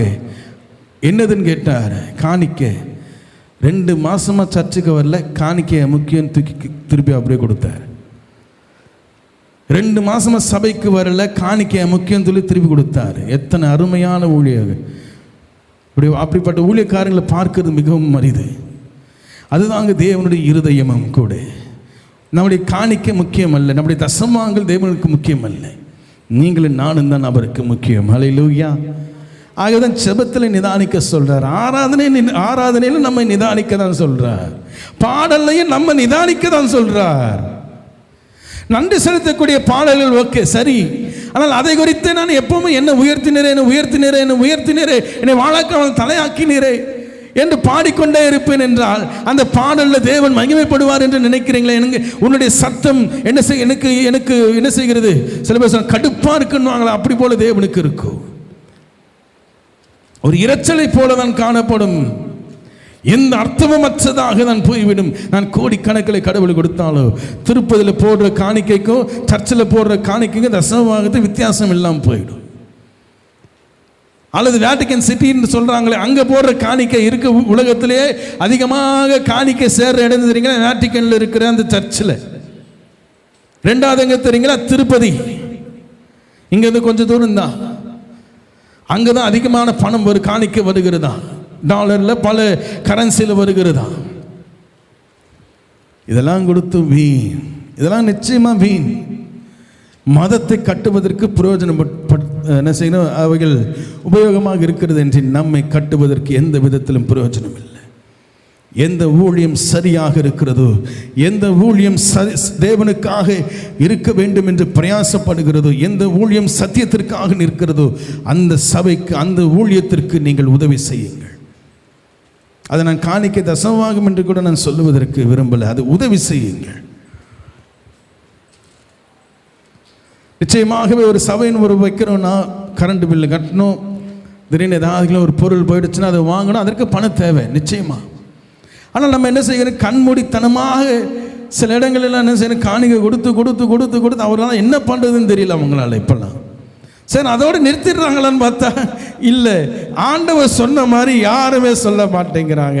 உன் காணிக்கைகளை நிறுத்து, உன் தசமபாகங்களை நிறுத்து என்று ஆண்டவர் சொன்னார். நம்ம ஊழியக்காரங்க யாராவது நிறுத்த சொல்றாங்களா? இல்லையே. அது குறித்து பேசுவதற்கு அவங்களால ஊழியக்காரால பேச முடியல. வெளியிலிருந்து வர பாஸ்டருங்க சொல்லிடுவாங்க. இங்கே இருக்க சபையில் இருக்க பாஸ்டரால அதெல்லாம் பேச முடியாது, நான் பேசிட்டு போயிடுறேன். இன்னைக்கு ஒரு நாள் தான் வரேன், தசமபாகத்தை ஒழுங்காக கொடுத்துரு சபைக்கு, காணிக்கை ஒழுங்காக கொடுத்துரு சபைக்குன்னு திட்டிட்டு போவார். அது அப்படி பண்ணாதான் அவனுக்கு ஆசீர்வாதம் சொல்லுவாங்க. எப்போ தெரியுங்களா ஆசீர்வாதம்? தசமபாகம் கொடுப்பதில் அல்ல. எப்போ தெரியுமா ஆசீர்வாதம்? நான் காணிக்கை கொடுப்பதனால் அல்ல, என் இருதயம் தேவனோடு கூட இணைந்திருக்கிறதா? நான் தேவனை பார்க்கும்படியாக வருகிறேனா? என் ஜனத்தை கூட்டுங்கள் என்று சொல்லுகிறேன். என்னை மறந்து போன இஸ்ரவேல், எப்ராயிம் என்னை விட்டு போய்விட்டது. என் ஜனத்தை கூட்டுவதற்காக என் ஆலயத்தில் அவர்கள் தசமபாகம் செலுத்தும்படியாக, காணிக்கை செலுத்தும்படியாக சொல்லுங்கள் என்று ஆண்டவர் அங்கு அறைகூவலிட்டு சொல்லுகிறார். தன் இருதயத்தை வேதனையோடு கூட சொல்லுகிறார், என் ஜனம் என்னை மறந்து போய்விட்டது.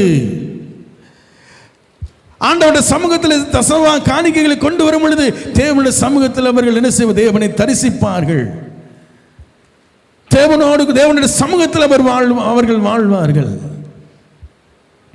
ஆனால் இன்னைக்கு எல்லா இடத்திலும் தெய்வம் கிறிஸ்து வந்த பிறகு தான் சொல்றார், பிதாவாகிய தேவனை எங்கும் தொழுது கொள்ளுகிற காலம். எல்லா இடத்திலும் ஆண்டவரை தொழுது கொள்ள வீடுகள் தோறும் அப்பம் விட்டார்கள். ஆண்டவர் இப்படிப்பட்ட ஒரு இடத்தை நம்ம இந்த சபை கொடுத்ததற்காக தேவனுக்கு நான் நன்றி செலுத்துகிறேன். சில சபைகளை பார்த்தீங்கன்னா குடிசையில் மழை காலத்தில் ஒழுகும், கீழே உட்கார கூட முடியாது.